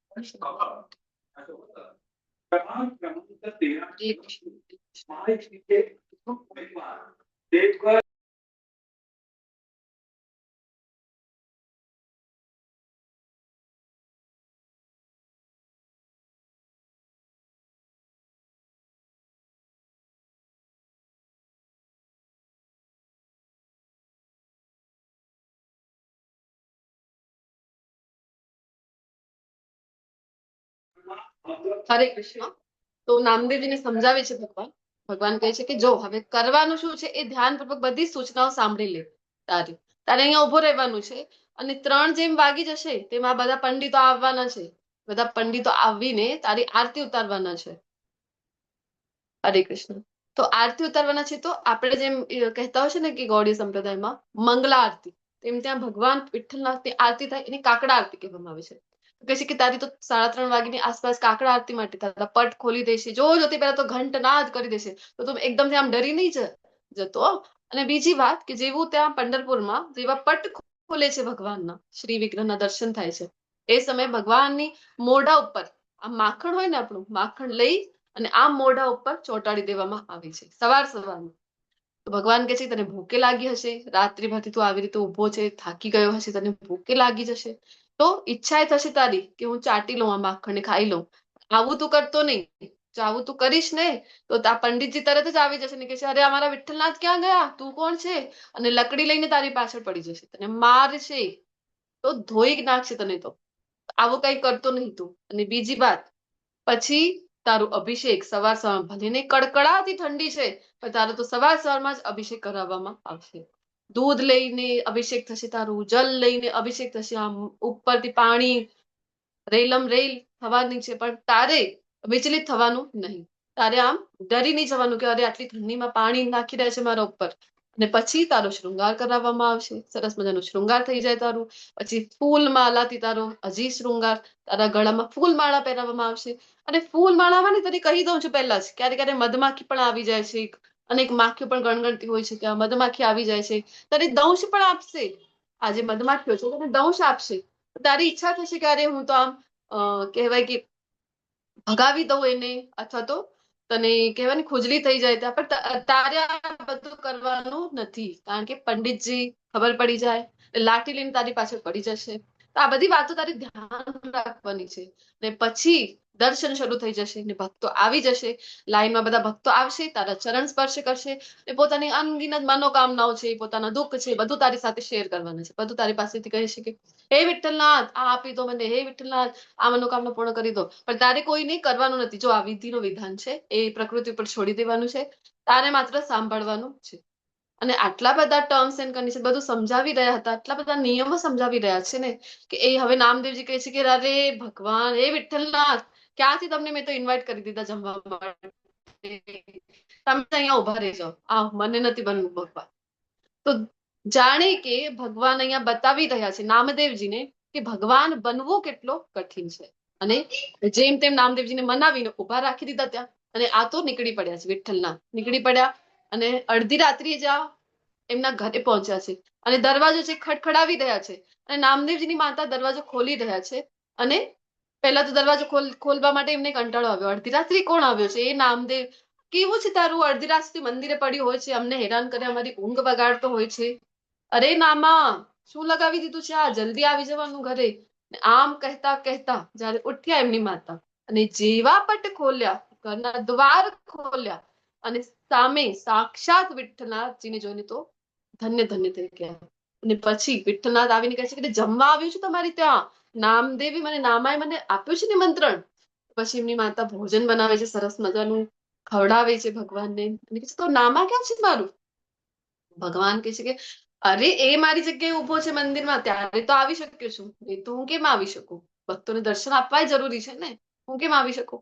તો પછી જલ્દી જલ્દી જમી લે છે ભગવાન. ત્યાં સુધી તો ટન ટન ટન ટન ઘંટનાદ થયો છે, કાકડા આરતીનો સમય થયો છે અને ભગવાનના દર્શનના ત્યાં પટ ખુલ્યા છે. અને અહીંયાથી ભગવાન કહે છે કે એમની માતાને, નામદેવજીની માતાને, જલ્દી જલ્દી મને કાળા રંગની શોલ છે ને એ આપી દો. એમની માતા કે છે શું કામ? કે છે આપો ને, ચલો મારી સાથે દોડીને. કે છે ક્યાં જવાનું છે? અરે ચાલો દર્શન કરવા, આપણે નામદેવના દર્શન કરીશું. એ હવે આજે વિઠ્ઠલનાથ બન્યા છે અને બંને જતા રહે છે. અને એક તો કાળા ભગવાન ઉપરથી કાળી શોલ ઓઢીને જઈ રહ્યા છે મંદિરે અને ગયા છે.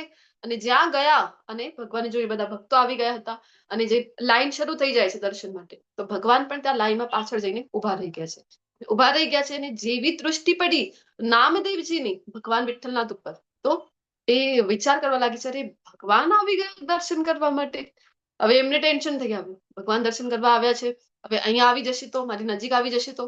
કારણ કે મેં કીધું ને તમને કે ભગવાનના ચરણ સ્પર્શ કરીને ત્યાં દર્શન બધા કરતા હોય છે. અહીંયા આવીને મારા પગને તો નહીં અડે ને ભગવાન?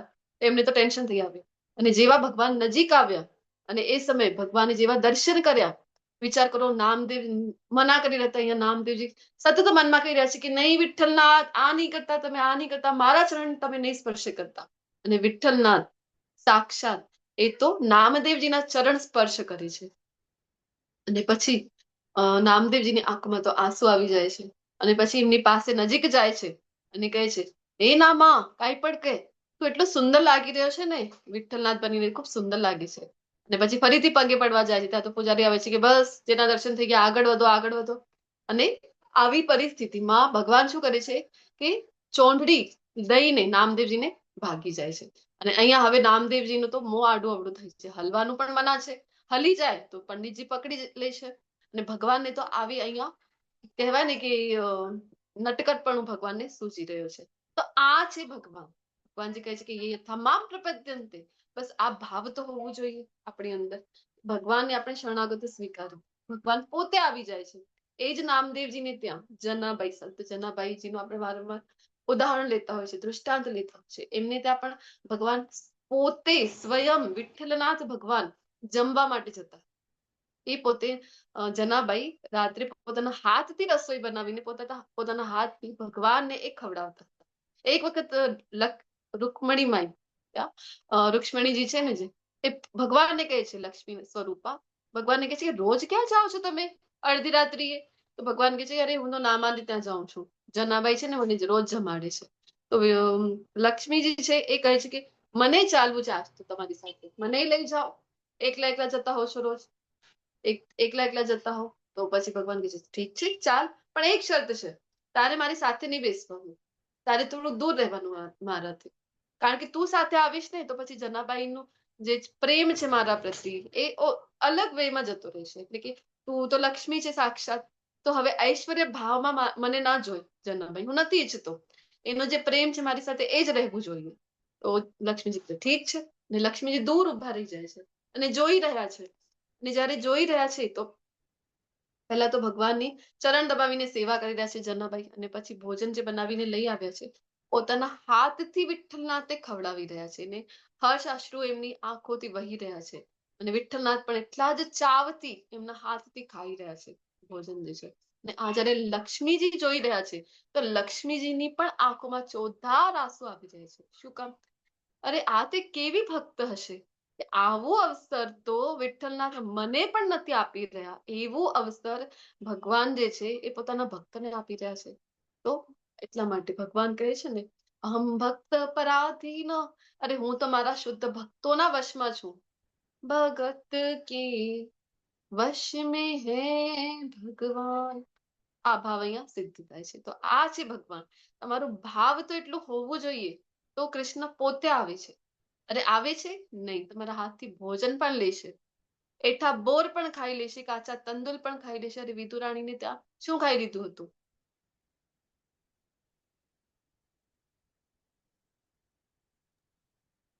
શું ખાધું છે ભાજી વિદુરાણીને ત્યાં?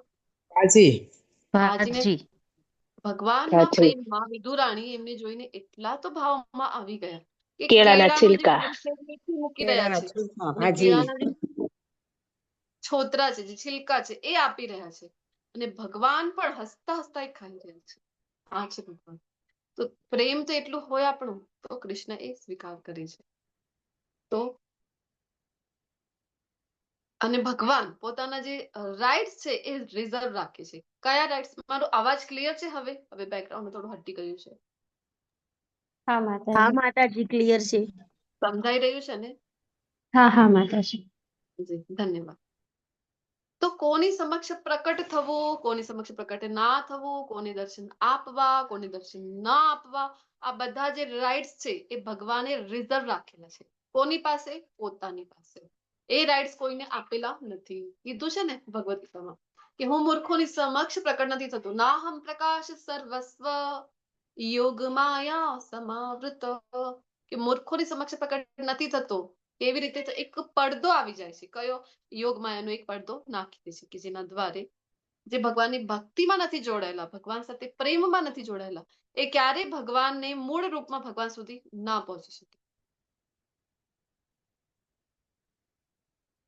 તો જે આ તો ભક્તો પર છે, જે મુજબનો તમારો પ્રેમ હશે, જે મુજબનો તમારો ભાવ હશે. ભગવાનનું એક નામ છે ને, ભાવગ્રાહી જનાર્દન. તો તરત જ કૃષ્ણ છે એ તમારી સમક્ષ પ્રકટ થઈ જાય છે. તમારો ભાવ એ સ્વીકાર કરે છે. આ સંબંધમાં અહીંયા કીધું છે કે શાસ્ત્રોમાં વારંવાર બે શબ્દો સાથે વર્ણન કરવામાં આવે છે ભગવાન માટે. સગુણ, નિર્ગુણ. સગુણ, નિર્ગુણ. સગુણ એટલે ગુણો સાથે જે ગુણયુક્ત છે એ છે સગુણ. નિર્ગુણ એટલે કયું? તો જે ગુણો વિના છે. ગુણ વિના એટલે હવે આ જે નિર્ગુણ શબ્દ જ્યાં જ્યાં આવે તો નિરાકારવાદી જે છે અહીંયા ભ્રમિત થઈ જાય છે. એમને શું લાગે છે? નિર્ગુણ કીધું ને ભગવાનને એટલે કોઈ ગુણ જ નથી એનો અર્થ. તો નિર્ગુણનો અર્થ આપણે ભગવદ ગીતામાં પણ ચર્ચા કરીએ છીએ. એના બેસ ઉપર કહો, નિર્ગુણ એટલે શું?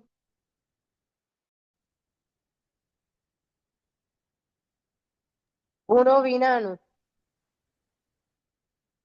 ગુણો વિનાનો એટલે કોઈ ગુણ જ નથી ભગવાનની અંદર. આવું સમજી શકાય? કેવી રીતે સમજી શકાય? હરે કૃષ્ણ. એ સત્વગુણ, રજોગુણ ને તમોગુણ, આ 3 ગુણોથી પર છે એટલે નિર્ગુણ કહેવાય છે. હરે હરે કૃષ્ણ. ધન્યવાદ માતાજી. 3 ગુણોથી પર છે એક તો. બીજું એ કે આપણા જેવા ભગવાનના ગુણ નથી. 3 ગુણથી પર છે એટલે ગુણની અસર ભગવાન ઉપર, ભૌતિક ગુણની અસર ભગવાન ઉપર થતી નથી. આ ગુણોની અસર આપણા ઉપર થાય છે. આપણે બધા અહીંયા માયાને અધીન આવી જઈએ, ભગવાન નહીં. તો કીધું છે ને ભગવદ ગીતા ઉપર ભગવાને, મૈયા અધ્યક્ષેણ પ્રકૃતિ સૂયતે સચરાચર. તો આ જે ભૌતિક પ્રકૃતિ છે, આ જે માયાદેવી છે, આ મારી દેખરેખ હેઠળ, મારી અધ્યક્ષતા હેઠળ કામ કરે છે. એ મારે આધીન છે. હું સ્વામી છું, હું એને આધીન નથી. અને આગળ આ મંત્રના કહેવાય કે જે ભાવાર્થ છે ત્યાં શીલા પ્રભુપાદજી આપણને કહે છે કે ભગવાન જે છે શ્રી વિગ્રહને આપણે પૂજન કરતા હોય છે. તો શ્રી વિગ્રહને જ્યારે આપણે પૂજન કરીએ તો ઘણા લોકો જે છે એના ઉપર સગુણ નિર્ગુણની આપણે વાત કરી, એના પર ઘણા લોકોને શું લાગે, અરે તમે વિગ્રહ પૂજા, મૂર્તિ પૂજા કરો છો, મૂર્તિ પૂજા તો નિષેધ છે. ને આવા બધા તર્ક વિતર્ક આપણને આપતા હોય છે. એક વ્યક્તિ છે એ જોઈ છે ભગવાન જે છે, ભગવાનને કંઈક અર્પણ કરવામાં આવ્યું, એ સમયે ત્યાંથી ઉંદરડા દોડી રહ્યા હતા. ઉંદરડા દોડી રહ્યા છે, એમનો જે પ્રસાદ છે ભગવાન માટે અર્પણ કરેલું એ ખાઈ રહ્યા છે ઉંદરડા, તો ભગવાન પોતાની રક્ષા ન કરી શકે? ભગવાન ઉંદરથી પોતાને બચાવી ના શકે? એમના મનમાં આવી ગયું અને તરત જ નિર્ગુણ નિરાકારમાં માનતા થઈ ગયા. કોઈક મોટું સંપ્રદાય એમની પાછળ ચાલે છે. હવે કોઈ મત પંથનું નામ નહીં લઈએ આપણે, અહીંયા કોન્ટ્રાવર્સી થઈ જાય. તો આવી ઘટનાઓ બનતી હોય છે અને શું માનતા હોય છે? આ ભગવાન છે? આવું તો ના થઈ શકે. જો ભગવાન વિગ્રહમાં સાક્ષાત ભગવાન છે તો પોતાને ઉંદરડાથી ના બચાવી શકાય, પોતાનો પ્રસાદ ના બચાવી શકાય, એવું કહેતા હોય છે. અથવા તો જો ભગવાનના વિગ્રહ ઉપર માખી બેસી ગઈ આવીને, મચ્છર બેસી ગયો, તો પોતાનું મચ્છરથી રક્ષણ ના કરી શકે? આ કેવા ભગવાન, આ કેવા બ્રહ્મ, એવા કહેતા આપણને જોવા મળે છે. ને મૂર્તિ પૂજા નિષેધ એવું કહેતા હોય છે. તો મૂર્તિ રૂપમાં આપણે 12મા અધ્યાયમાં ભગવદ્ ગીતામાં ભણીએ છીએ, એક હોય છે મૂર્તિ અને બીજા હોય છે વિગ્રહ. આપણે જે કરીએ છીએ મૂર્તિ પૂજા નથી, આપણે કરીએ એ વિગ્રહ પૂજા છે. બ્રહ્માજી પોતે કહે છે ને, કલિયુગમાં ભગવાન આપણને બધાને જે અવસર આપી રહ્યા છે પોતાની સેવાનો, કારણ કે જે મુજબના આપણા કર્મો છે, જે મુજબના આપણે છીએ, જે યુગમાં આપણે છીએ, જે જીવન શૈલીમાં આપણે છીએ, એ મુજબ ભગવત સેવાના તો આપણે ક્યાંથી પણ બિલકુલ પણ અધિકારી નથી. પણ આ કૃષ્ણની કરુણા છે, એટલે જ કીધું છે ને કે હે કૃષ્ણ કરુણા સિંધુ. કૃષ્ણ દયાવાન છે, કરુણાવાન છે, ભક્તો પર દયા છે, એમને સોફ્ટ કોર્નર છે. આપણા ઉપર અનુકંપા કરીને ભગવાન શ્રી વિગ્રહનું રૂપ ધારણ કરીને આપણી સમક્ષ આવી જાય છે. અને અમુક લોકો જે છે, મૂર્ખ લોકો શું કહે છે કે વિગ્રહ પૂજા કરી રહ્યા છો તમે, તો તમે ભગવાન સાથે જોડી શકો, ભક્તિની સેવામાં પોતાને તમે જોડાઈ શકો, એટલા માટે ભગવાન આવે છે આપણી સમક્ષ વિગ્રહ રૂપમાં. બ્રહ્માજી શું કહે છે બોલો? ઈશ્વર પરમ કૃષ્ણ પરમ સચ્ચિદાનંદ વિગ્રહ સર્વ અનાદિર કારણ ગોવિંદ સર્વ કારણ કારણ. તો બ્રહ્માજી કહે છે કે ભગવાન કેવા છે? તો સચ્ચિદાનંદ વિગ્રહ. તો વિગ્રહ સ્વરૂપમાં આપણી સમક્ષ આવ્યા છે આપણા ઉપર અનુગ્રહ કરવા. સૌથી પહેલા આ સમજવું ખૂબ મહત્વનું છે કે શું કામ આ વિગ્રહ રૂપ એક્સેપ્ટ કરી રહ્યા છે ભગવાન, શું કામ વિગ્રહ રૂપમાં આવી રહ્યા છે? કારણ કે આપણા ઉપર અનુકંપા કરવા, આપણી સેવા સ્વીકારવા, આપણો પ્રેમ સ્વીકાર કરવા. તો એ પ્રેમનો આદાન પ્રદાન આપણે જયારે વિગ્રહ રૂપમાં આપી રહ્યા છે કૃષ્ણને, તો કૃષ્ણ એનો સ્વીકાર કરી રહ્યા છે. આ કરવા આવ્યા છે. ઐશ્વર્યનું પ્રદર્શન કરવા બિલકુલ પણ આવ્યા નથી અહીંયા ભગવાન. એટલા માટે જ ભગવાન આવે, કીડી મકોડાથી રક્ષણ કરવું, ઉંદરડાથી રક્ષણ કરવું, આ હેતુ નથી ભગવાનનો. વિગ્રહ રૂપમાં જયારે ભગવાન આવી રહ્યા છે તો ખૂબ મહત્વનું છે સમજીએ આપણે કે શું કામ આ રૂપમાં ભગવાન આપણી સમક્ષ પ્રકટ થઈ રહ્યા છે. વિગ્રહ રૂપમાં આવે છે એટલા માટે કે આપણે ભગવાન સાથે પ્રેમનું આદાન પ્રદાન કરી શકાય. કોઈ રૂપ છે, કોઈ આકાર છે, તો એની સાથે આપણે કરી શકાય ને. એટલે તો નિર્ગુણ નિરાકારવાદી એ રસમાં ક્યારે પણ એ રસનું આસ્વાદન ક્યારે પણ કરી શકતા નથી. કારણ કે નિરાકારમાં તમે કયો રસ છે, સેવા કેવી રીતે કરી શકો? પ્રણામ કોને કરશો? નિરાકારમાં કોને પ્રણામ, ક્યાં પ્રણામ કરશો તમે? તમે કોને ભોગ લગાડશો? તમે કોનો શ્રૃંગાર કરશો? તો આ બધી સેવા કૃષ્ણ આપણને આપી રહ્યા છે. તો એ સેવા દ્વારા આપણે જોડાઈ જઈએ કૃષ્ણની ભક્તિમાં. એટલા માટે આપણા ઉપર અનુગ્રહ કરવા માટે. આ હેતુ જ નથી કે પોતાનું ઐશ્વર્યનું પ્રદર્શન કરે. અને મુગલો વારંવાર આવતા હતા વૃંદાવનમાં, જયારે આટલા હુમલા કર્યા, આટલા બધા સપ્તનિધિમાંથી કેટલા બધા તો વિગ્રહ બહાર જતા રહ્યા છે વૃંદાવનને, તો પોતાનું રક્ષણ ના કરી શકે?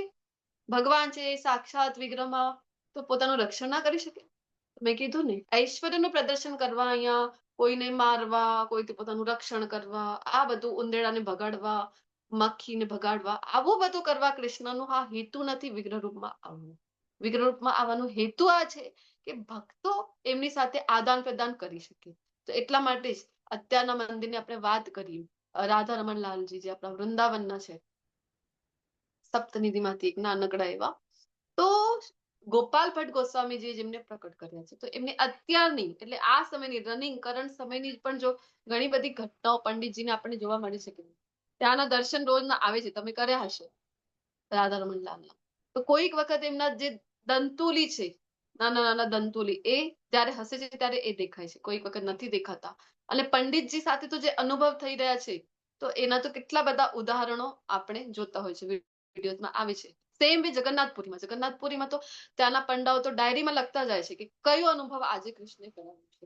વિચાર કરો, વ્રજભૂમિમાં આટલા વર્ષોથી રસિકજનો જે રહી રહ્યા છે, જે ભક્તો રહી રહ્યા છે, ભજનાનંદીઓ રહે છે, સાધકો રહી રહ્યા છે, આટલા સમયથી આટલા વર્ષોથી પરિક્રમાઓ કરી રહ્યા છે, એ બધાના અનુભવ બધા પ્રકટ નથી કરતા. આજે પ્રેમ કેવો હોય છે, પ્રેમને તો ગુપ્ત રાખવાનો છે, પ્રેમને બધા સમક્ષ પ્રકટ કરવાની આ વિષય વસ્તુ નથી. પ્રેમ જે છે તો પ્રેમને તો કહેવાય છે ને કે છુપાવીને રાખ. જેમ આપણે આપણો કિંમતી ઘરેણા છે એને કેવી રીતે આપણે સાચવીને રાખીએ છીએ, તેમ આ બધી અનુભૂતિઓ બધા સમક્ષ પ્રકટ કરવાની નથી. આને પણ સાચવીને રાખવું. તો પ્રકટ નથી કરતા બધા, પણ ઘણી બધી જગ્યાથી જયારે આપણે સાંભળીએ ત્યારે આપણને ખબર પડે છે કે જયારે પરિક્રમા કરે છે, ગોવર્ધન ગિરિરાજ ગોવર્ધનજીની પરિક્રમા કરે છે, તો એ સમયે દિવ્ય આપણે કહીએ ને કે દેવલોકથી દિવ્ય સાધુ સંતો એ બધા જ આવતા હોય છે પરિક્રમા કરવા. કેટલાક લોકોને દર્શન થતા હોય છે, રોજ આવતા હોય છે પરિક્રમા કરવા. ભગવાન પોતાના દર્શન કેટલીક વખત કરાવે છે. અત્યારની વાત લઈએ તો, અને વિગ્રહ રૂપમાં તો અનેક અનુભવ ભગવાન કરાવે છે. આપણે લાસ્ટ સેશનમાં આ ઉદાહરણ મને યાદ છે કે વલ્લભાચાર્યજીના જે પુત્ર એટલે કે વિઠ્ઠલનાથ સ્વામીજી મહારાજ ગોસ્વામીજી, એમની સાથેનું એક ઉદાહરણ લીધું હતું કે નહીં, કે વાંદરો પાછળ પડી જાય છે, તો ભગવાન જે છે, લાલા જે છે, શ્રી વિગ્રહ શ્રીનાથજીના શ્રી વિગ્રહ ચાલતા ફરતા પણ હતા. જે ત્યાંના ગોસ્વામીજી હતા એમની સાથે વાતચીત કરે. અને ગોસ્વામીજી જે છે, તો એક વખતની ઘટના આપણે લીધી હતી ને લાસ્ટ ટાઈમ, કે વાંદરાથી ડરીને એમની ગોદમાં છુપાઈ જાય છે, શોલમાં આમ છુપાઈ જાય છે, માત્ર આંખો દેખાઈ રહી છે ને એટલી ધડકન તેજ કે વિઠ્ઠલનાથજી એમની છાતી પર હાથ મૂકે છે ભગવાન લાલાની, તો એમને વિચાર થાય છે એટલા ડરી ગયા. અને જયારે ખબર પડશે વાનરથી ડરીને આવ્યા છે, તો એમને આશ્ચર્ય થયું મનમાં કે અરે, ગયા જન્મમાં રામ અવતારમાં તો આખું સેતુ બનાવી દીધું હતું વાનર સેના ભેગી કરીને, અત્યારે એક વાનરથી ડરીને સંતાઈ રહ્યા છે. આ વળી કેવી લીલા છે ભગવાનની. ત્યારે ભગવાન સપનામાં આવીને કહે છે કે નહીં, તમે શું માનો છો એ પેલા ડિસાઈડ કરી લો. તમે જો મને ભગવાન માનો તો પછી એ મુજબ એ ઐશ્વર્ય તમારી સમક્ષ પ્રકટ કરું. જો તમે મને લાલો માનો છો તો હું તો આવી જ બધી હરકતો કરીશ. ક્યારેક તો હું ડરી જઈશ તમારી સમક્ષ, તમારી ગોદીમાં છુપાઈ જઈશ. ક્યારેક તો હું તમારી મારથી ડરીને હું જતો રહીશ, મંદિરથી પણ ભાગી જઈશ. તો આવી અલગ અલગ લીલા હું તમારી સાથે કરીશ. તમે ડિસાઈડ કરી લો, લાલો માનો છો કે ભગવાન માનો છો. પછી એમને રિયલાઇઝ થશે કે ના ના, તમે તમારા લાલા છો, અને એ જ રીતે અમે તમને પ્રેમ કરીએ છીએ, વાત્સલ્ય પ્રેમ. તો આ છે વિગ્રહ. વિગ્રહની વાત કરી રહ્યા છે તો અનેક સાક્ષી ગોપાલનું ઉદાહરણ આવે છે કે નહીં. સાક્ષી ગોપાલમાં શ્રી વિગ્રહ જે છે કયા હતા, ક્યાંના હતા? વૃંદાવનના જ હતા ને? અહીંથી ખ્યાલ છે કોઈને? વૃંદાવનના હતા. વૃંદાવનના હતા ને? જી, ધન્યવાદ. તો સાક્ષી પુરાવા માટે નીકળી જાય છે કે નહીં. એક બ્રાહ્મણ જયારે જોઈ છે એક વ્યક્તિની મદદ કરી હતી, સહાયતા કરી હતી, અને એ સમયે સાક્ષી ગોપાલજી છે વૃંદાવનના, એમની સમક્ષ એ જે પિતા હતું એની એક પુત્રી પણ હતી. તો એને કીધું હતું કે મારી પુત્રીના લગ્ન કરાવી દઈશ તારી સાથે પાછા જઈને એ તો પોતાની વાતથી ફરી જાય છે. અને એ સમય જયારે એ જે વ્યક્તિ હતું જેને મદદ કરી, એ કહે છે કે તમે તો વચન આપ્યું હતું, ગોપાલની સમક્ષ વચન આપ્યું હતું તમારા દીકરી સાથે લગ્ન કરાવશો તમે મારા, અને હવે ફરી જાઓ છો. તો કહે છે કે કોની સમક્ષ કીધું હતું બોલતો? તો કીધું ગોપાલની સમક્ષ. કહે છે તો ગોપાલને બોલાવી લો, જો ગોપાલ સાક્ષી પૂરે તો હું મારા દીકરીના વિવાહ તારી સાથે કરીશ. અને જાય છે ફરીથી ગોપાલને કહે છે તમારી સમક્ષ આ વાતચીત થઈ હતી કે નહીં, ચલો હવે સાક્ષી પુરાવા ચલો મારી સાથે. અને હવે ગોપાલ પણ વિગ્રહ છે, વિગ્રહ રૂપમાં છે, પણ ગોપાલ નીકળી પડે છે. આગળ જે બ્રાહ્મણ છે ને પાછળ શ્રી વિગ્રહ રૂપમાં નીકળી પડે છે ગોપાલ. શું કામ? સાક્ષી પુરાવી છે, ભક્તે આદેશ આપ્યું છે ને, તો જતા રહે છે. આ છે કૃષ્ણ, અને નામ પડી ગયું એમનું સાક્ષી ગોપાલ. આ બધી સત્ય ઘટનાઓ છે, એવું નહીં કે કોઈ મનઘડિત ઘટનાઓ કહી રહ્યા છે. તો સાક્ષાત વિગ્રહ છે, સાક્ષાત વાત કરે છે. મીરાબાઈના શ્રી વિગ્રહ અત્યારે પણ જો તમે જોયું હશે, નામ ગામનું ભૂલાઈ ગયું, સુરેન્દ્રનગર આપણા ગુજરાતમાં છે. જે વિગ્રહની સેવા મીરાબાઈ કરતા હતા, એ વિગ્રહ અત્યારે ગુજરાતમાં છે, સુરેન્દ્રનગરની પાસે. ગામનું નામ ખ્યાલ નથી, કોઈને હોય તો ચેટ બોક્સમાં જણાવી શકો છો. અને ખૂબ જ સુંદર છે એ વિગ્રહ, ખૂબ સુંદર છે. મંદિર એવું નથી કઈ, મેં પ્રતિમા જોઈ છે, ફોટો જોયો છે.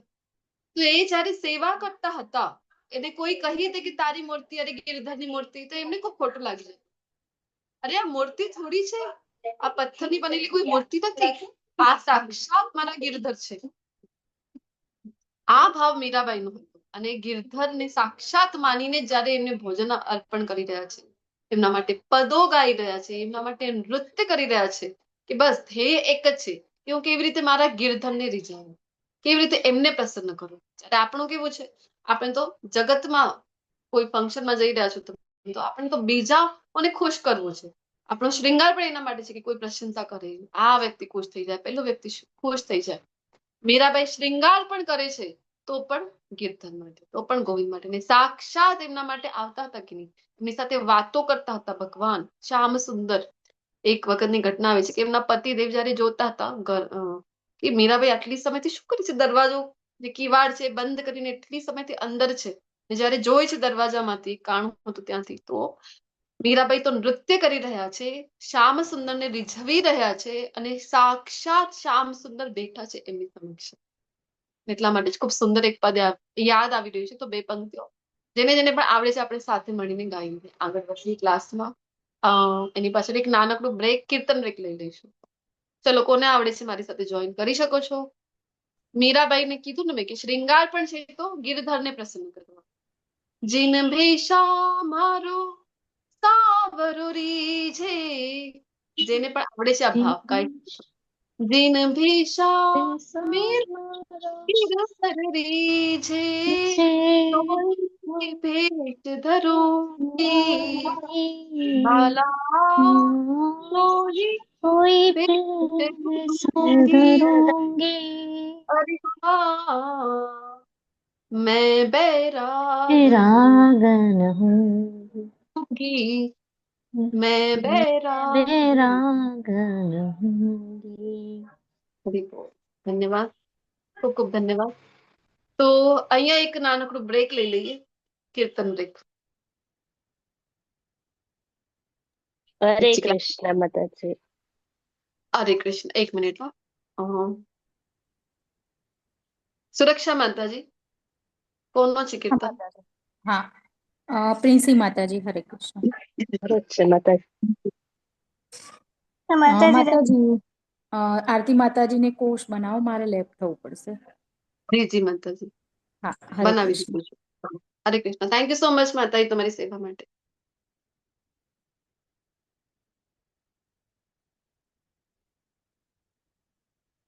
જી પ્રિન્સી માતાજી, ઓવર ટુ યુ. હરે કૃષ્ણ માતાજી. આ હરે આપણે કૃષ્ણ.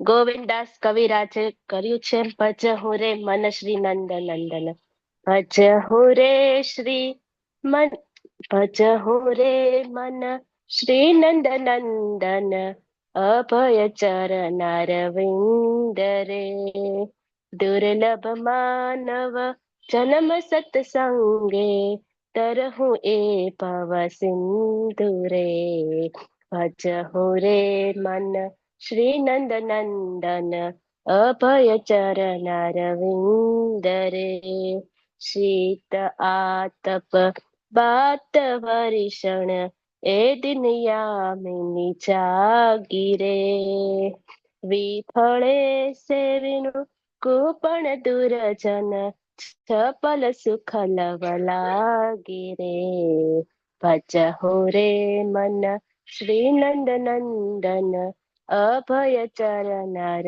વિંદ રે, એ ધન યૌવન પુત્ર પરિજન, ઇથી કે આ છે પરતીતિ રે, એ ધન યૌવન પુત્ર પરિજન, ઇથે કી આ છે પરતીતિ રે, કમલ દલ જલ જીવન તલ મલ, ભજ હું હરિ પદ નીતિ રે, ભજ હું રે મન શ્રી નંદ નંદન, અભય ચરનાર વિંદ રે, શ્રવણ કીર્તન સ્મરણ વંદન, પાદ સેવન દાસ્ય રે, શ્રવણ કીર્તન સ્મરણ વંદન, પાદ સેવન દાસ્ય રે,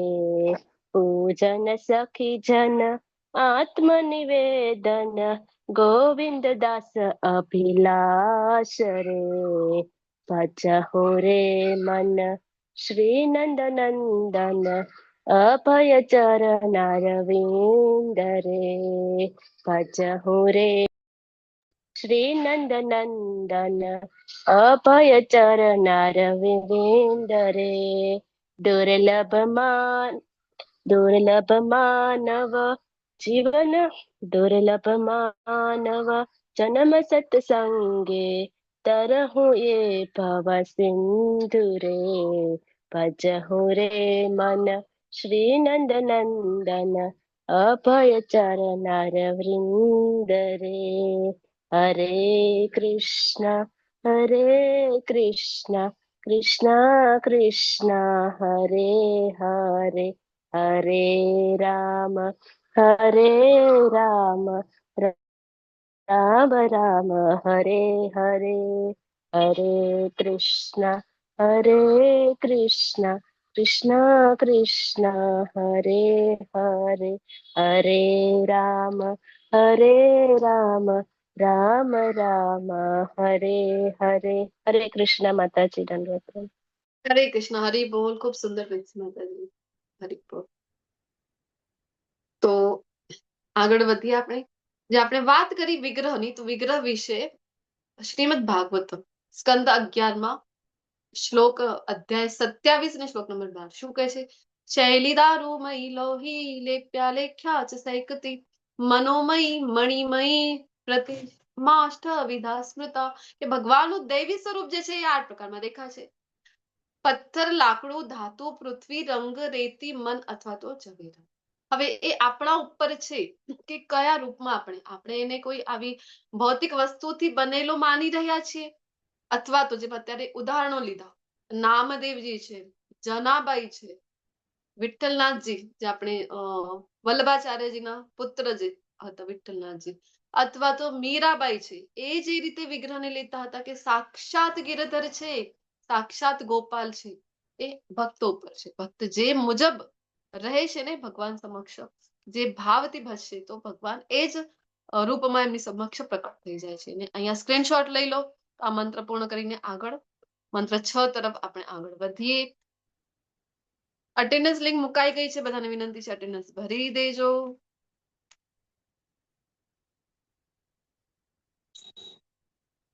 ચલો આગળ વધીએ અમે મંત્ર 6 તરફ. બધાને વિનંતી કરીશ કે આ મંત્ર મારી પાછળ તમે પણ રિપીટ કરો અનમ્યુટ કરીને. યસ્તુ સર્વાણિ ભૂતાન્યા યસ્તુ સર્વાણિ ભૂતાન્યા આત્મન્યેવાનુપશ્યતિ આત્મન્યેવાનુપશ્યતિ સર્વભૂતેષુ ચાત્માનમ સર્વભૂતેષુ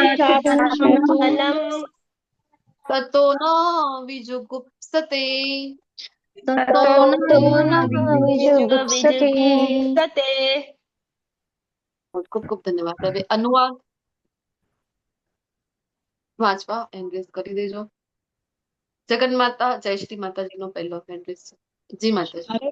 હરે કૃષ્ણ માતાજી. હરે કૃષ્ણ.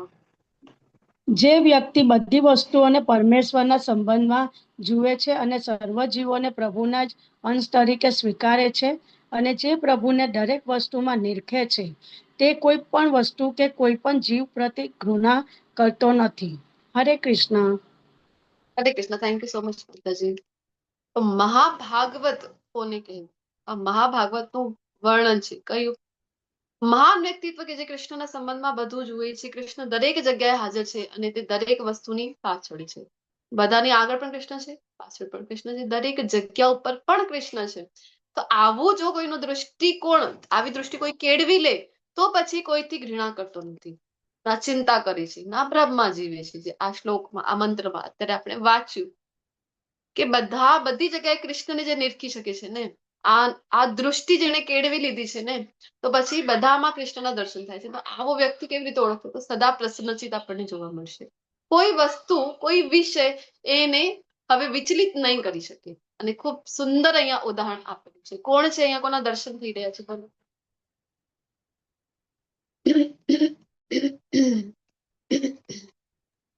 નારદજી કોને છે નારદજી છે? પ્રહલાદ કોણ બેઠા? મહારાજના માતાને કયાદુ જ્ઞાન પ્રહલાદની આપે માતા છે. કયાદુ અને નારદ મુનિ છે મહર્ષિ. માતા કયાદુ છે અને ગર્ભમાં પ્રહલાદ મહારાજ છે ને જ્યારે એ સમયે જ બધું જ્ઞાન લઈ લીધું નારદજી પાસેથી અને ગર્ભથી જ એ તો ભક્ત બની ગયા.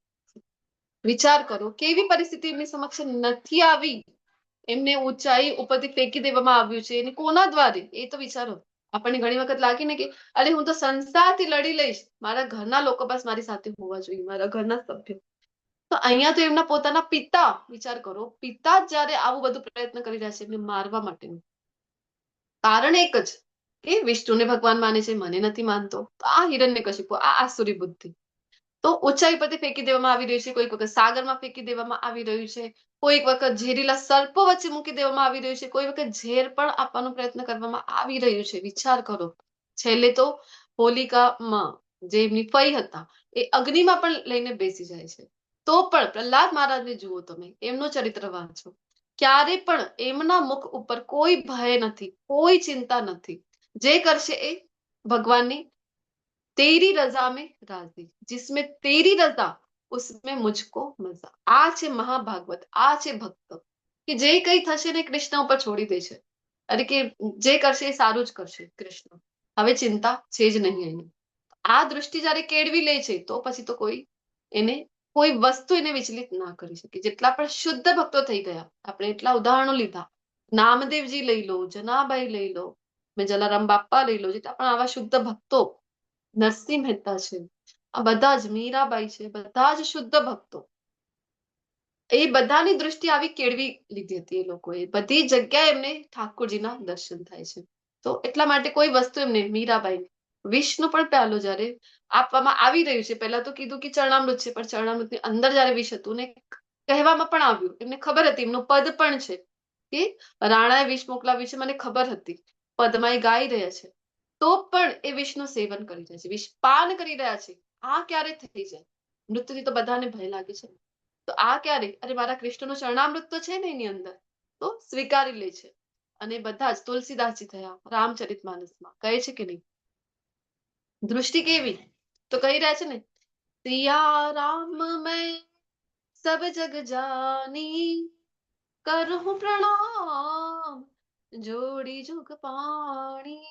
તો બધી સૃષ્ટિમાં દરેક વ્યક્તિમાં સિયારામના દર્શન થઈ રહ્યા છે તુલસીદાસજી. આ છે મહાભાગવત, કે બધી જગ્યાએ જેને રામ, પ્રભુ શ્રી રામના દર્શન થાય, કૃષ્ણ ભગવાનના દર્શન થઈ રહ્યા છે. તો આ દૃષ્ટિ જેને કેળવી લીધી છે એને કીધું છે મહાભાગવત. તો કોઈ ભક્તોમાં પણ 3 પ્રકાર છે, જે આપણે આગળના લેવલમાં આવો તો ત્યાં આપણે એની ચર્ચા કરતા હોય છે. ઈશોપનિષદની પાછળ આપણે ઉપદેશામૃત ભણીશું, ભક્તિ રસામૃત ભણીશું, ત્યાં એની વિગતવાર ચર્ચા મળે છે. ભક્તોના 3 પ્રકાર કયા? તો કહે છે કે કનિષ્ઠ અધિકારી હોય છે, મધ્યમ અધિકારી ને ઉત્તમ અધિકારી.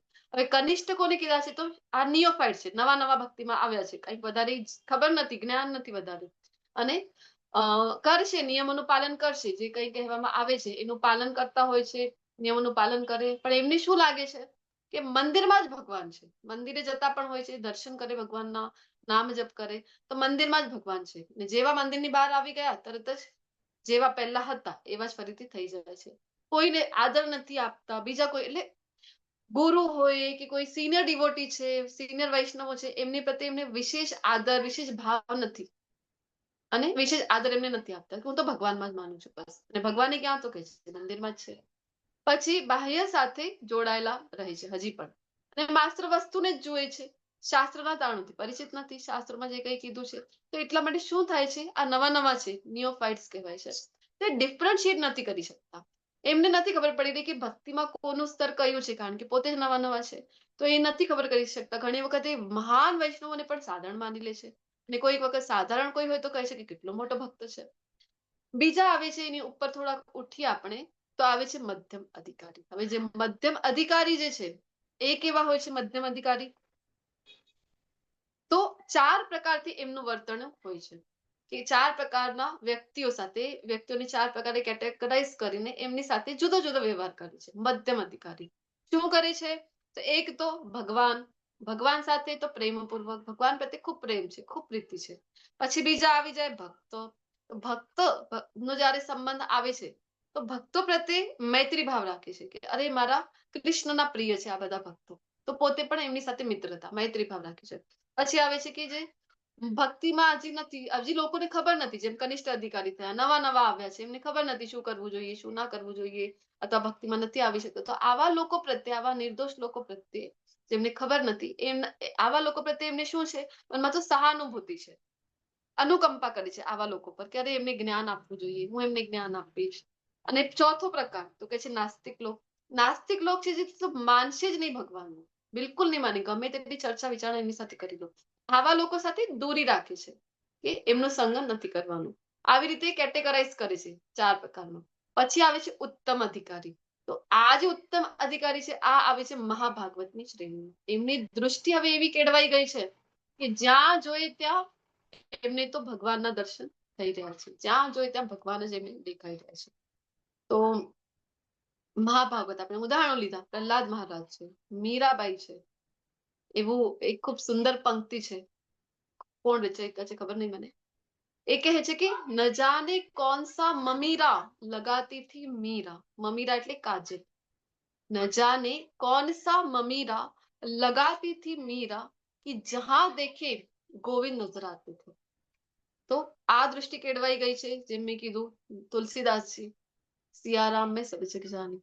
તો આ છે ઉત્તમ અધિકારી. હવે ઉત્તમ અધિકારી કેવા હોય છે, તો એમનું જે સ્તર છે એ ઉચ્ચ સ્તર હોય છે. હવે અવિચલિત ભક્તિમય સેવા કરતા હોય છે, કોઈની પ્રત્યે ટીકા કરવી, કોઈની નિંદા કરવી, આ ભક્ત છે આ ભક્ત નથી, આ તો આવું જ કરે છે, ભૂલો કાઢવી, આવું બધું નથી કરી શકતા. શું કામ? કારણ કે બધામાં કૃષ્ણના દર્શન થાય છે, બધામાં રામના દર્શન થઈ રહ્યા છે, તો એને તો કોઈની ભૂલ, બધા જ એને પોતાના જેવા જ લાગે છે, એટલે કે બધા એને ભગવાનની ભક્તિમાં મસ્ત જ દેખાઈ રહ્યા છે. અને તમામ જીવો સંપૂર્ણ છે, કારણ કે કૃષ્ણ સંપૂર્ણ છે તો એના ભક્તો પણ બધા જીવો જ એને સંપૂર્ણ દેખાઈ રહ્યા છે. અને માત્ર આત્માને જ જોઈ શકે છે, શરીરના દૃષ્ટિથી નથી જોઈ શકતા. અચળ શ્રદ્ધા છે અને આત્મારામ, પોતાની જ અંદર જે આનંદની અનુભૂતિ કરી શકે, એને કીધું છે આત્મારામ. આ લેવલને પ્રાપ્ત કરી ચુક્યા છે, તો અન્ય લોકો હવે એને વિચલિત ના કરી શકે. અને બીજાને એ પ્રેરણા આપે છે કે તમે પણ જપ કરો, તમે પણ ભગવદ ગીતાનું જ્ઞાન લો, અને દરેકનું કેવી રીતે ઉર્ધ્વગમન કરવું.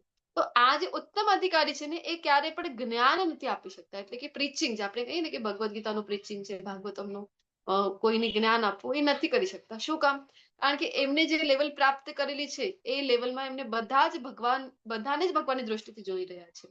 તો જયારે પ્રીચિંગ કરવું હોય, કંઈક શીખવવાનું હોય, તો એક લેવલ નીચે આવવું પડે છે, એટલે મધ્યમ અધિકારીની જગ્યાએ આવવું પડે છે, ત્યારે આપણે કોઈને સમજાવી શકાય. શીલા પ્રભુપાદજી ઓલરેડી એ ઉત્તમ અધિકારી છે, બધામાં એમને ભગવાનના દર્શન થઈ રહ્યા છે, પણ કારણ કે એમને જે માર્ગ કર્યું, એમને જે પ્રચાર પ્રસાર કર્યો, આ માર્ગ અપનાવ્યો, તો એમને પણ મધ્યમ અધિકારીના પદ ઉપર આવવું પડ્યું.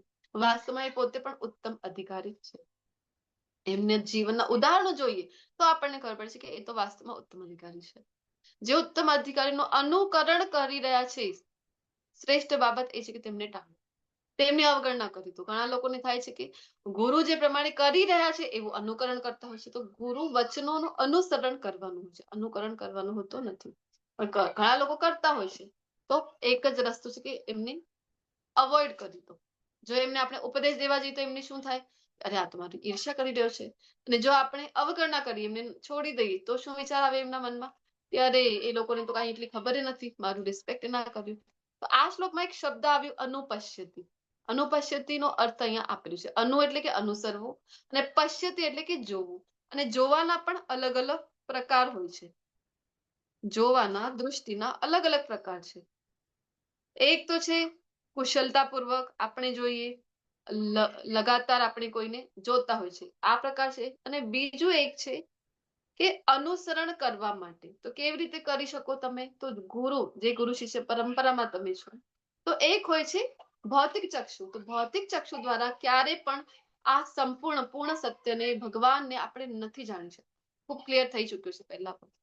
તો ભગવદ ગીતામાં પણ કહે છે જ્ઞાન ચક્ષુ હોવા ખૂબ જરૂરી છે. આ જ્ઞાન ચક્ષુ ક્યારે આવે છે, અથવા તો શાસ્ત્ર ચક્ષુ પણ જેને કહેવામાં આવે છે. શાસ્ત્ર ચક્ષુ શું છે? શાસ્ત્રો કાન દ્વારા સાંભળવાના છે અને જ્ઞાન પ્રકટ થાય છે. દૃષ્ટિ ક્યારે મળી રહી છે? સાંભળવાથી દૃષ્ટિ મળી રહી છે. આ છે જ્ઞાન ચક્ષુ. તો જ્યારે ગુરુ શિષ્ય પરંપરામાંથી સાંભળીશું, જેમ અહીંયા પરીક્ષિત મહારાજનું ઉદાહરણ આપ્યું છે, સુખદેવ ગોસ્વામી પાસેથી શ્રીમદ ભાગવતમ સાંભળી રહ્યા છે. આ છે વાસ્તવિક સટીક પ્રમાણિક વિધિ સત્યને જાણવા માટે, જ્ઞાન પ્રાપ્ત કરવાની. કારણ કે આપણે પોતાની પહેલા તો પાત્રતા નથી ને આપણે ચર્ચા કરી ચુક્યા છે કે ઇન્દ્રિયો અપૂર્ણ છે, તો એની સાથે ક્યારે પણ પૂર્ણ જ્ઞાનને પ્રાપ્ત નથી કરી શકતા. સંપૂર્ણ વિશે માહિતી મેળવવી, એને જાણવું નથી કરી શકતા. ભગવાન પોતે પણ આનું સમર્થન કરે છે કે ગુરુને શરણે જાઓ, તદ્વિધિ પ્રણિપાતેન પરિપ્રશ્નેન સેવયા ઉપદેક્ષ્યન્તિ યે જ્ઞાનમ જ્ઞાની સ તત્વદર્શિનમ. તો કહી રહ્યા છે 4.34 ભગવદ ગીતા કે તમે સદગુરુના શરણે જાઓ, વિનમ્ર થઈને પ્રશ્ન કરો અને સેવા કરો, તો પછી એ ગુરુ તમને ઉપદેશ આપશે. શું કામ? કારણ કે એને પોતે સત્યનું દર્શન કર્યું છે. ને સત્ય કોણ છે? તો બીજું કોઈ નહીં, સત્યમ પરમ ધીમહિ, એ સાક્ષાત કૃષ્ણ છે. તો જોવાના બે સ્તર છે કે આપણે જેમ અત્યારે ચર્ચા કરી કે આપણે જોઈશું તો આપણે ઇન્દ્રિય જ અપૂર્ણ છે.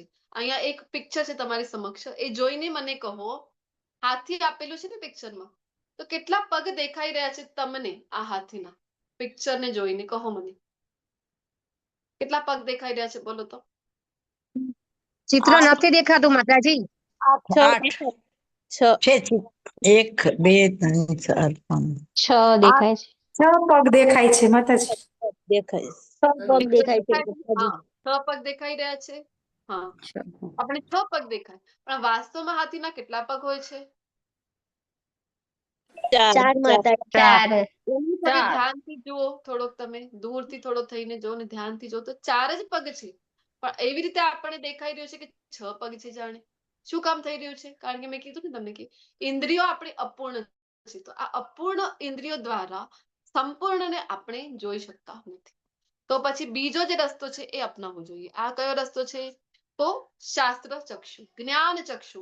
ગુરુદેવના શરણે જઈએ, એ આપણને જ્ઞાન આપશે. તો આપણે વાસ્તવિક જ્ઞાનને, વાસ્તવિક સત્યને, સંપૂર્ણને જોઈ શકીશું, સમજી શકીશું. ચખુદાન દિલો જે જન્મે જન્મે પ્રભુ સે, કહે છે ને ગુરુવંદનામાં. આની સાથે છઠ્ઠો જે મંત્ર છે એ પૂર્ણ થાય છે ને આપણે 7મા મંત્ર તરફ આગળ વધીશું. ફટાફટ એનો સ્ક્રીનશોટ લઈ લો. 7મા મંત્રની શરૂઆત કરી, જોઈએ કેટલું થાય છે, કારણ કે મારું 7 વાગે હિન્દીમાં પણ ક્લાસ છે. શ્રી રાધા ગોવિંદ ભગવાન કી જય. આગળ વધીએ. બધાને વિનંતી કરીશ, અનમ્યુટ કરીને મારી સાથે આ મંત્ર એકવાર ઉચ્ચારણ કરો. યસ્મિન સર્વાણિ ભૂતાન્યા યસ્મિન સર્વાણિ ભૂતાની આત્મૈવા ભૂતો વિજાનતઃ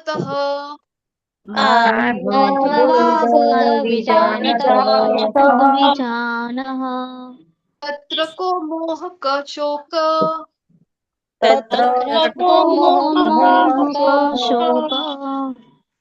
એકત્વમ અનુપશ્યત.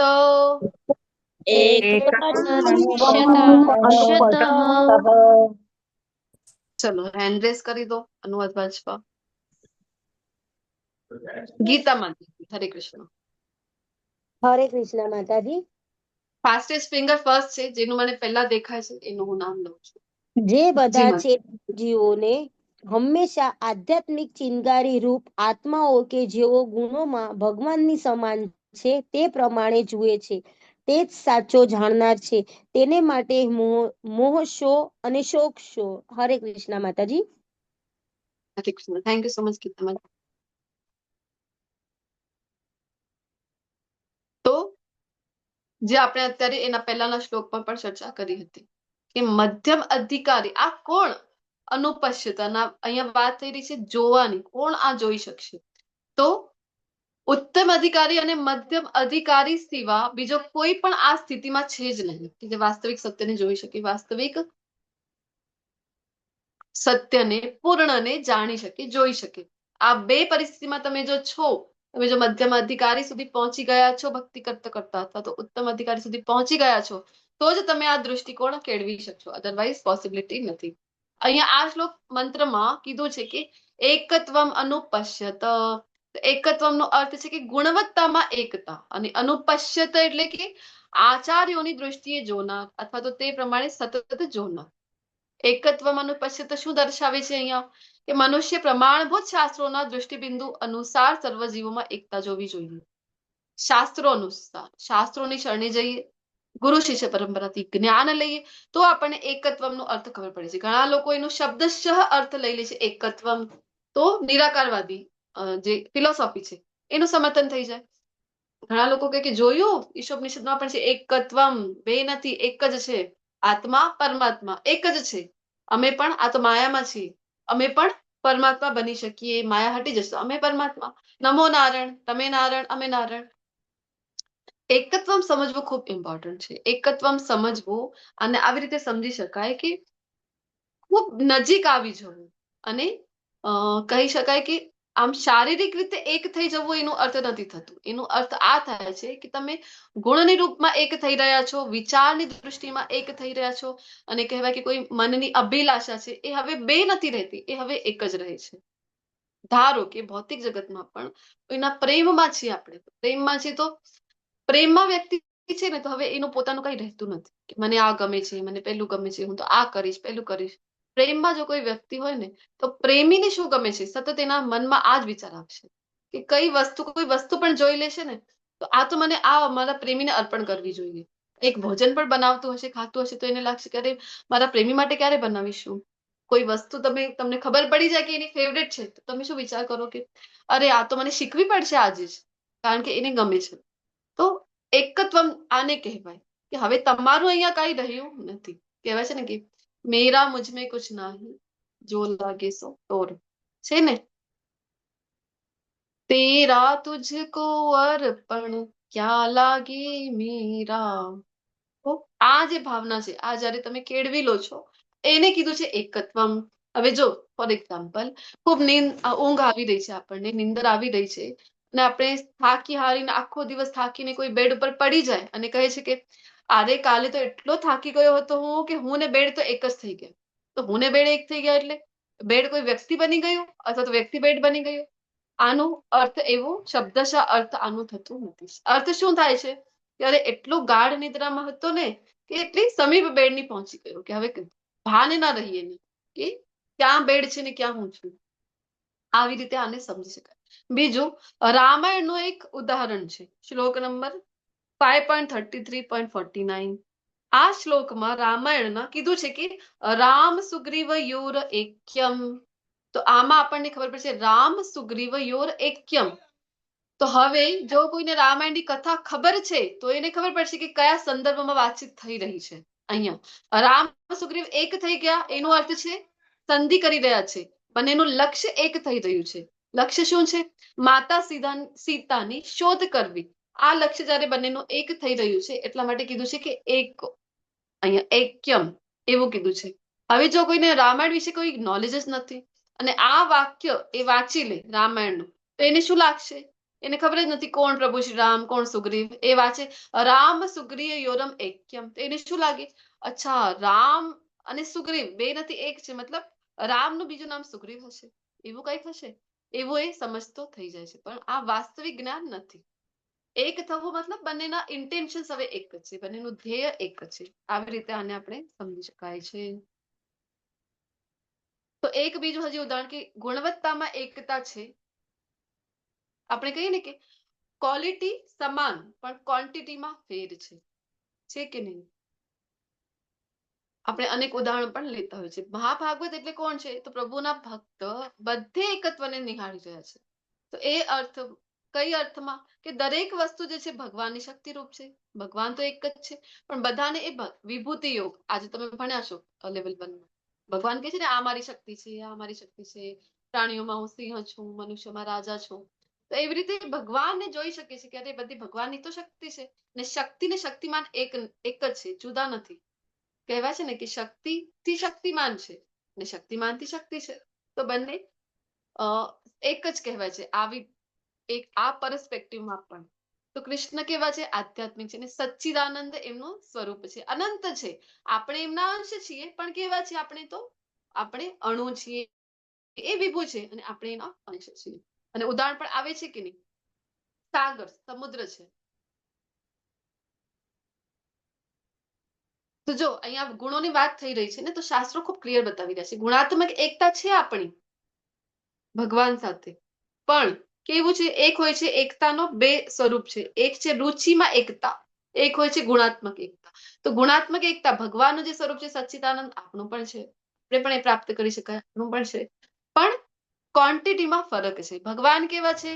આપણે જોયું ને કે એ વિપુ છે ને આપણે અંશ છીએ. એક ઉદાહરણ પણ અહીંયા આવી રહ્યું છે. અગ્નિ છે તો એનો એક તણકલો ઉડીને જુદો પડી જાય. તો સેમ ગુણધર્મ જે અગ્નિમાં છે, એટલે કે પ્રકાશ છે, ઉષ્મા છે, એ એક તણકલામાં પણ છે, પણ ફરક છે, ક્વોન્ટિટીમાં ફરક છે. તો સેમ વે આપણે એક નાનકડા એવા અંશ છીએ. ગુણાત્મક એકતા છે, પણ શાસ્ત્રો કહે છે ખૂબ ભક્તિમાં આગળ છો તમે, ખૂબ પ્રગતિ કરી રહ્યા છો, તો પણ વધુમાં વધુ તમે 78% સુધી જ આ ગુણાત્મક એકતાને પ્રાપ્ત કરી શકો છો, એના કરતા વધારે નહીં. અને એ પણ કઈ રીતે? તો સૂક્ષ્મ રીતે. તો એકત્વને સમજવા માટે અત્યારે જ આપણે અગ્નિનો ઉદાહરણ લીધું. અગ્નિ નો ગુણધર્મ છે ઉષ્મા અને પ્રકાશ. તો એવી રીતે આપણે પણ આત્મા સ્વરૂપમાં આપણે પણ ભગવાનના જેવા ગુણો ધરાવીએ છીએ, પરંતુ માત્રા ખૂબ સૂક્ષ્મ છે.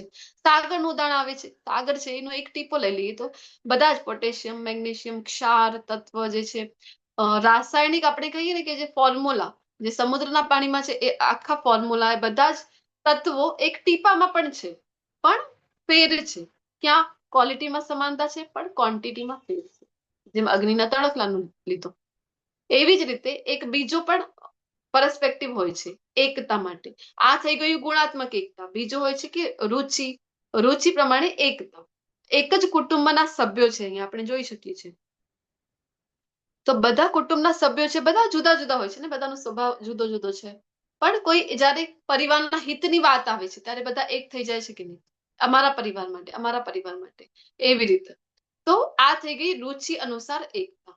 બીજું એક રાષ્ટ્ર કલ્યાણની વાત જ્યારે જ્યારે થાય, સનાતન ધર્મની જ્યારે વાત થશે, રાષ્ટ્ર પ્રેમની વાત થશે, તો આપણે બધા સનાતનીઓ એક થઈ જઈશું કે નહીં? થોડાક સમય પૂર્વે આપણે જોયું ને કે સનાતન એકતા હિન્દુ પદયાત્રા નીકળી હતી, તો બધા એક થઈ ગયા કે નહીં? કે ના, અમે બધા સનાતની છીએ. તો આવી રીતે એકતાનું પ્રદર્શન કર્યું, કારણ કે બધાનું અહીંયા બધા લાખો લોકો સંમિલિત થયા, કરોડો લોકો સંમિલિત થયા હિન્દુ એકતા પદયાત્રામાં. પણ કેટલા અલગ અલગ બધાના સ્વભાવ હતા, અલગ અલગ જગ્યાથી હતા, પણ બધાનું ધ્યેય એક જ હતું. શું? કે હિન્દુ રાષ્ટ્રનું સમર્થન કરવું, સનાતન ધર્મને વિશ્વ વ્યાપકતા મળે, આપણા દેશમાં એને પ્રાધાન્યતા મળે. તો હેતુ એક જ હતો. તો એવી રીતે રાષ્ટ્રીય રીતે પણ એકતા. આવી રીતે અનુપશ્યતિ, એકત્વમ અનુપશ્યતિને સમજી શકાય છે. બીજું એ કે આધ્યાત્મિક જીવાત્માઓ આનંદ માટે, હજી 5 મિનિટ લઈએ આપણે, પછી ક્લાસ કન્ક્લુડ કરીશું. આધ્યાત્મિક જીવાત્માઓ જે છે એ આનંદ માટે સતત ઝંખના રાખે છે કે આનંદ મેળવવું છે. સતત આપણે ખુશ થવા માટે પ્રયત્ન કરીને સવારથી સાંજ સુધીમાં જે કઈ એક્ટિવિટી પણ છે આપણે, કોઈ દુઃખી થવા માટે કરે છે? નહીં, સુખી થવા માટે કરીએ છીએ. તો એમ કહેવાય છે કે સુખનું જે પિતા છે એ છે આનંદ. આનંદનું પણ પિતા કોઈ હોય તો એ છે પરમાનંદ. અને એ પરમાનંદનો પણ કોઈ આનંદ પિતા હોય તો એ છે સચ્ચિદાનંદ, એટલે કે ભગવાન શ્રી કૃષ્ણ. તો જો તમને વાસ્તવિક આનંદની અનુભૂતિ કરવી હોય તો એક જ રસ્તો છે કે તમે કૃષ્ણને શરણે જાઓ, કૃષ્ણની પ્રેમ ભક્તિમાં તમે જોડાઈ જાઓ. આના સિવાય તમે ગમે તેટલા પ્રયત્ન કરો તો પણ ક્યારે પણ આપણે એની અનુભૂતિ નહીં કરી શકાય. 13.22 ભગવાન કહે છે ને, પુરુષ પ્રકૃતિ સ્થો હિ ભુંક્તે પ્રકૃતિ જાન ગુણાન કારણમ ગુણ સંગોસ્ય સદ અસદ યોનિ જન્મસુ. તો સતત સદ અસદ એટલે ઇષ્ટ અનિષ્ટ, ઇષ્ટ અનિષ્ટ એવી યોનિઓ પ્રાપ્ત કરી રહ્યા છે. શું કામ? કારણ કે કારણમ ગુણ સંગોસ્ય, પ્રકૃતિના ગુણોના સંપર્કના લીધે આપણે વારંવાર આ સત અસદ યોનિને પ્રાપ્ત કરી રહ્યા છે, આ પ્રકૃતિને ઉપભોગ કરી રહ્યા છે. તો કેવી રીતે આનંદ મળી શકે આપણને? તો જે કીધું ને મેં અત્યારે, એક જ રસ્તો છે. આપણે ગમે તેટલો કરી લઈએ, પણ અંતમાં અલ્ટિમેટ રસ્તો જો કોઈ પૂછે, આ છે તમે કૃષ્ણ સાથે, સચ્ચિદાનંદ જે સ્વરૂપ છે એની સાથે જોડાઈ નહીં જાઓ ત્યાં સુધી આ આનંદની અનુભૂતિ તમને નહીં થાય. એકવાર જોડાઈ જાઓ એકવાર જોડાઈ ગયા જે કોઈ પણ ભક્ત, પછી પાછળ ફરીને જોવાનું એમને કોઈ કામ જીવનમાં પડ્યું નહીં. ગમે તેટલી આપદા આવી જાય, વિપદા આવી જાય, પણ એને પણ અવસરમાં એ ફેરવી શકે છે. મહારાષ્ટ્રના સંતોની આજે વાત કરી, સંત તુકારામજી મને યાદ આવી ગયા છે. સંત તુકારામજીના પત્ની જે હતા એ ખૂબ ઊંધા હતા. ઘણા લોકો છે ને ઊંધો ચાલ્યા કરે, તો એમને કહેતા હતા બધા એમના લોકો સંત તુકારામને કે કેવી ઊંધી છે તમારી પત્ની. તો એ કહેતા હતા ના ના ના બધું આનંદ છે. તો પણ આનંદમાં રહેતા હતા. શું કામ? કારણ કે જેને આ કરી દીધી ને પોતાની જીવન છે કૃષ્ણને સમર્પિત, કૃષ્ણ સાથે જોડાઈ ગયા, પછી એ ફરીથી કોઈ સંસારિક સુખ દુઃખ એને હેરાન કરી શકતી નથી. સતત આનંદમાં મસ્તીમાં છે પોતાની. તો એ કહે છે કે ના ના ના ના મને તો કોઈ હેરાન ગતિ નથી. તો કહે છે અરે કેટલી ઊંધી છે તમારી પત્ની, 200 ગાળો જ્યાં સુધી ના આપે ત્યાં સુધી ભોજન ના આપે. તો કહે છે કે અરે હું તો રોજ ધન્યવાદ કરું છું ભગવાનને. કોઈએ પૂછ્યું ધન્યવાદ કરો છો આવી ઊંધી પત્ની છે ને?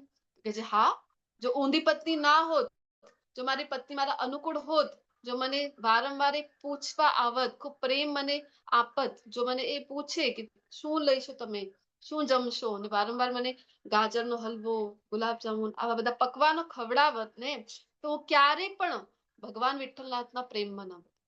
એટલા માટે એ વિપદાને પણ અવસરમાં ફેરવી નાખે એવા ભક્તો છે. શું કહે છે? એક વખત એમની પત્ની મોકલે છે કે ગન્નો લઈ આવો. ગન્નો છે ને શુગર કેન, શું કહેવાય છે, શેરડી. શેરડી લેવા માટે ખેતરમાં મૂકે છે. શેરડી લઈ આવો મારા માટે, મને ખાવી છે. અને એ જાય છે ખેતરમાંથી આખું બંડલ ભરીને શેરડી લઈ આવે. અને એ તો સંત મહાત્મા અને કેવા છે, તો જે કોઈ પણ કઈ માંગે તો આપી દે. તો રસ્તામાં બાળકો મળ્યા, અરે અમને શેરડી આપો, અમને શેરડી આપો. તો આમ કરતા કરતા બધામાં વાટી દીધી. અને છેલ્લે જયારે ઘરે પહોંચ્યા તો એક જ શેરડી. અને જયારે એમની પત્નીના સમક્ષ ગયા અને પત્નીને આપ્યું, તો પત્ની પૂછે છે કે શું છે આ? કહે છે શેરડી છે, લે. પત્નીને તો એટલી ખીચાઈ ગઈ, એટલો ગુસ્સો આવી ગયો કે અરે સવારથી મોકલ્યા, સાંજે ઘરે આવવાને એક શેરડી લઈ આવ્યો. પત્ની તો એટલો બધો ગાળો આપવા લાગીને પત્નીએ છેલ્લે તો એ શેરડી સાથે ધોઈ કાઢ્યું સંત તુકારામજી. અને જેવો ધોઈ કાઢ્યો તો એક ગન્નાના એક શેરડીના 2 ટુકડા થઈ ગયા. તો હવે શું કરી રહ્યા છે સંત તુકારામજી? એ આ પરિસ્થિતિમાં પણ આનંદમાં છે. શું કામ? કહે છે કે કારણ કે કીધું ને વિપદાને અવસર. તો એ કહે છે કે આ લે, એક શેરડીનો ટુકડો તું લઈ લે, એક હું રાખી લઉં. એ આપણે 2 વ્યક્તિ હતા અને શેરડી તો એક જ હતી. અરે તે કેટલું સારું કાર્ય કર્યું. તે તો એક શેરડીને 2 ટુકડામાં વિભાજિત કરી દીધી. વાહ! એક તું લઈ લે, એક હું લઈ લઉં. તો આવા હોય છે ભગવાન. હવે જયારે સંત તુકારામજી આ અવસ્થા પ્રાપ્ત કરી લીધી, સંત જ્ઞાનેશ્વરી જયારે પ્રાપ્ત કરી લીધી, નામદેવજીએ જયારે પ્રાપ્ત કરી લીધી, સખુબાઈએ જયારે પ્રાપ્ત કરી, જનાબાઈએ જયારે પ્રાપ્ત કરી, મીરાબાઈએ જયારે પ્રાપ્ત કરી લીધી, તો ફરીથી એમને પાછળ જવું પડતું નથી. અરે વિષ કેમ ના આવી જાય એમના જીવનમાં? પણ એ તો અત્યારે પણ એ જ અવસ્થામાં છે. કઈ અવસ્થા? તો આનંદની અવસ્થા. મને સમજતા ભોક્તારમ યજ્ઞ તપસામ, જેને આવે છે મને જોઈન કરી શકો છો. ભોક્તારમ યજ્ઞ તપસામ સર્વલોક મહેશ્વરમ સુહૃદમ સર્વભૂતાનામ જ્ઞાત્વા મામ શાંતિ મૃચ્છતિ. શાંતિ ત્યારે જ મળી શકશે જ્યારે તમે જાણી શકશો શું કે પરમ ભોક્તા કૃષ્ણ છે.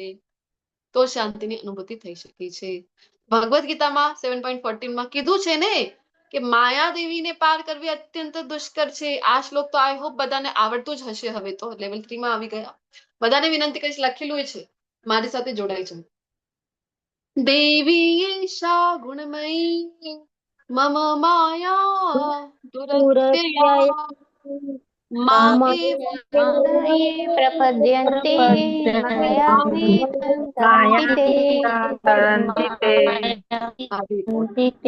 ભૌતિક પ્રકૃતિ બનેલી માયા દેવીને પાર કરવી અત્યંત દુષ્કર છે અર્જુન. તો ભગવાન કરી શકાશે કે નહીં? અરે હા, રસ્તો તો બતાવી રહ્યા છે. રસ્તો કયો છે? મામે વહી પ્રપદ્યંતે. અરે મારી શરણાગતિ સ્વીકારી લે તો તરત જ આ માયાને તું પાર કરી શકીશ. આત્મભૂત અને બ્રહ્મભૂત. તો આ મંત્રમાં દર્શાયેલું જે શબ્દ છે આત્મભૂત, બ્રહ્મભૂત, તો આત્મભૂત છે હિત, અને ભગવદ્ ગીતામાં પણ જેનું સમર્થન થયું છે બ્રહ્મભૂત હિત.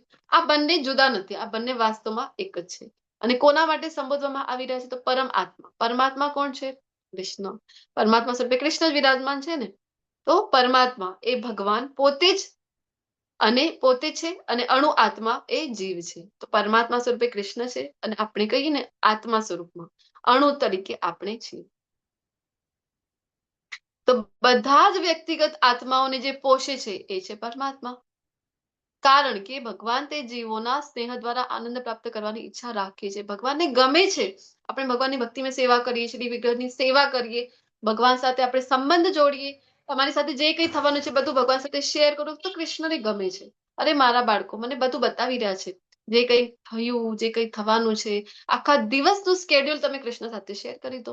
રોજ સવારે પડે તમે આરતી કરતા હશો, પૂજા કરતા હશો, એ સમયે જ કૃષ્ણને જણાવી દો કે કૃષ્ણ આજે તો આવા પ્લાન છે મારા.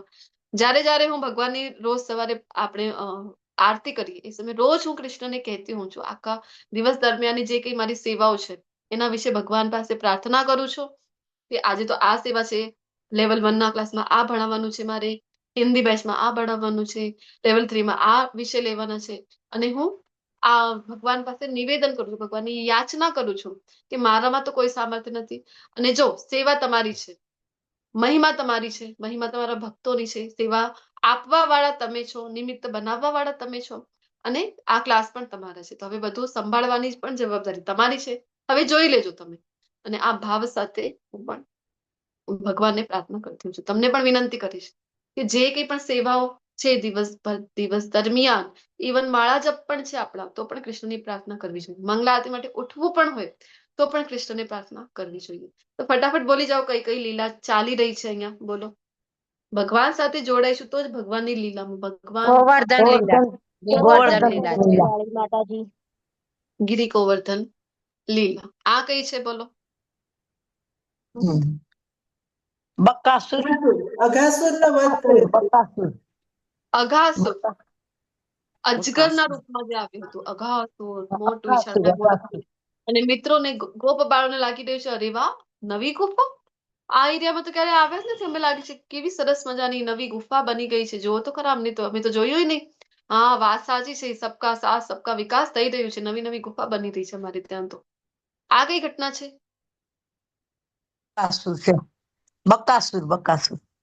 બકાસુર. બકાસુરની ઘટના. આ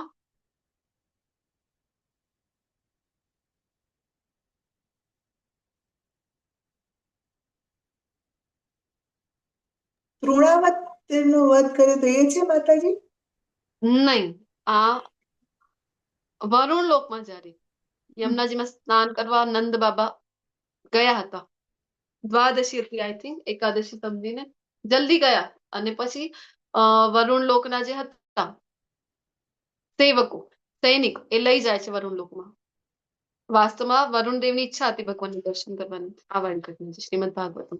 આની સાથે મંત્ર 7 પણ પૂર્ણ થઈ ગયું, અને 8મા મંત્રથી નેક્સ્ટ સેશનમાં કન્ટિન્યુ કરીશું આપણે.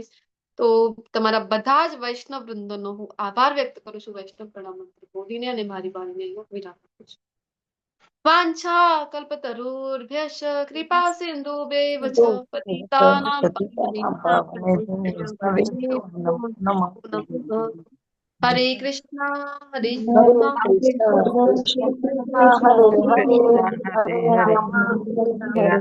હરે હરે. હરે કૃષ્ણ.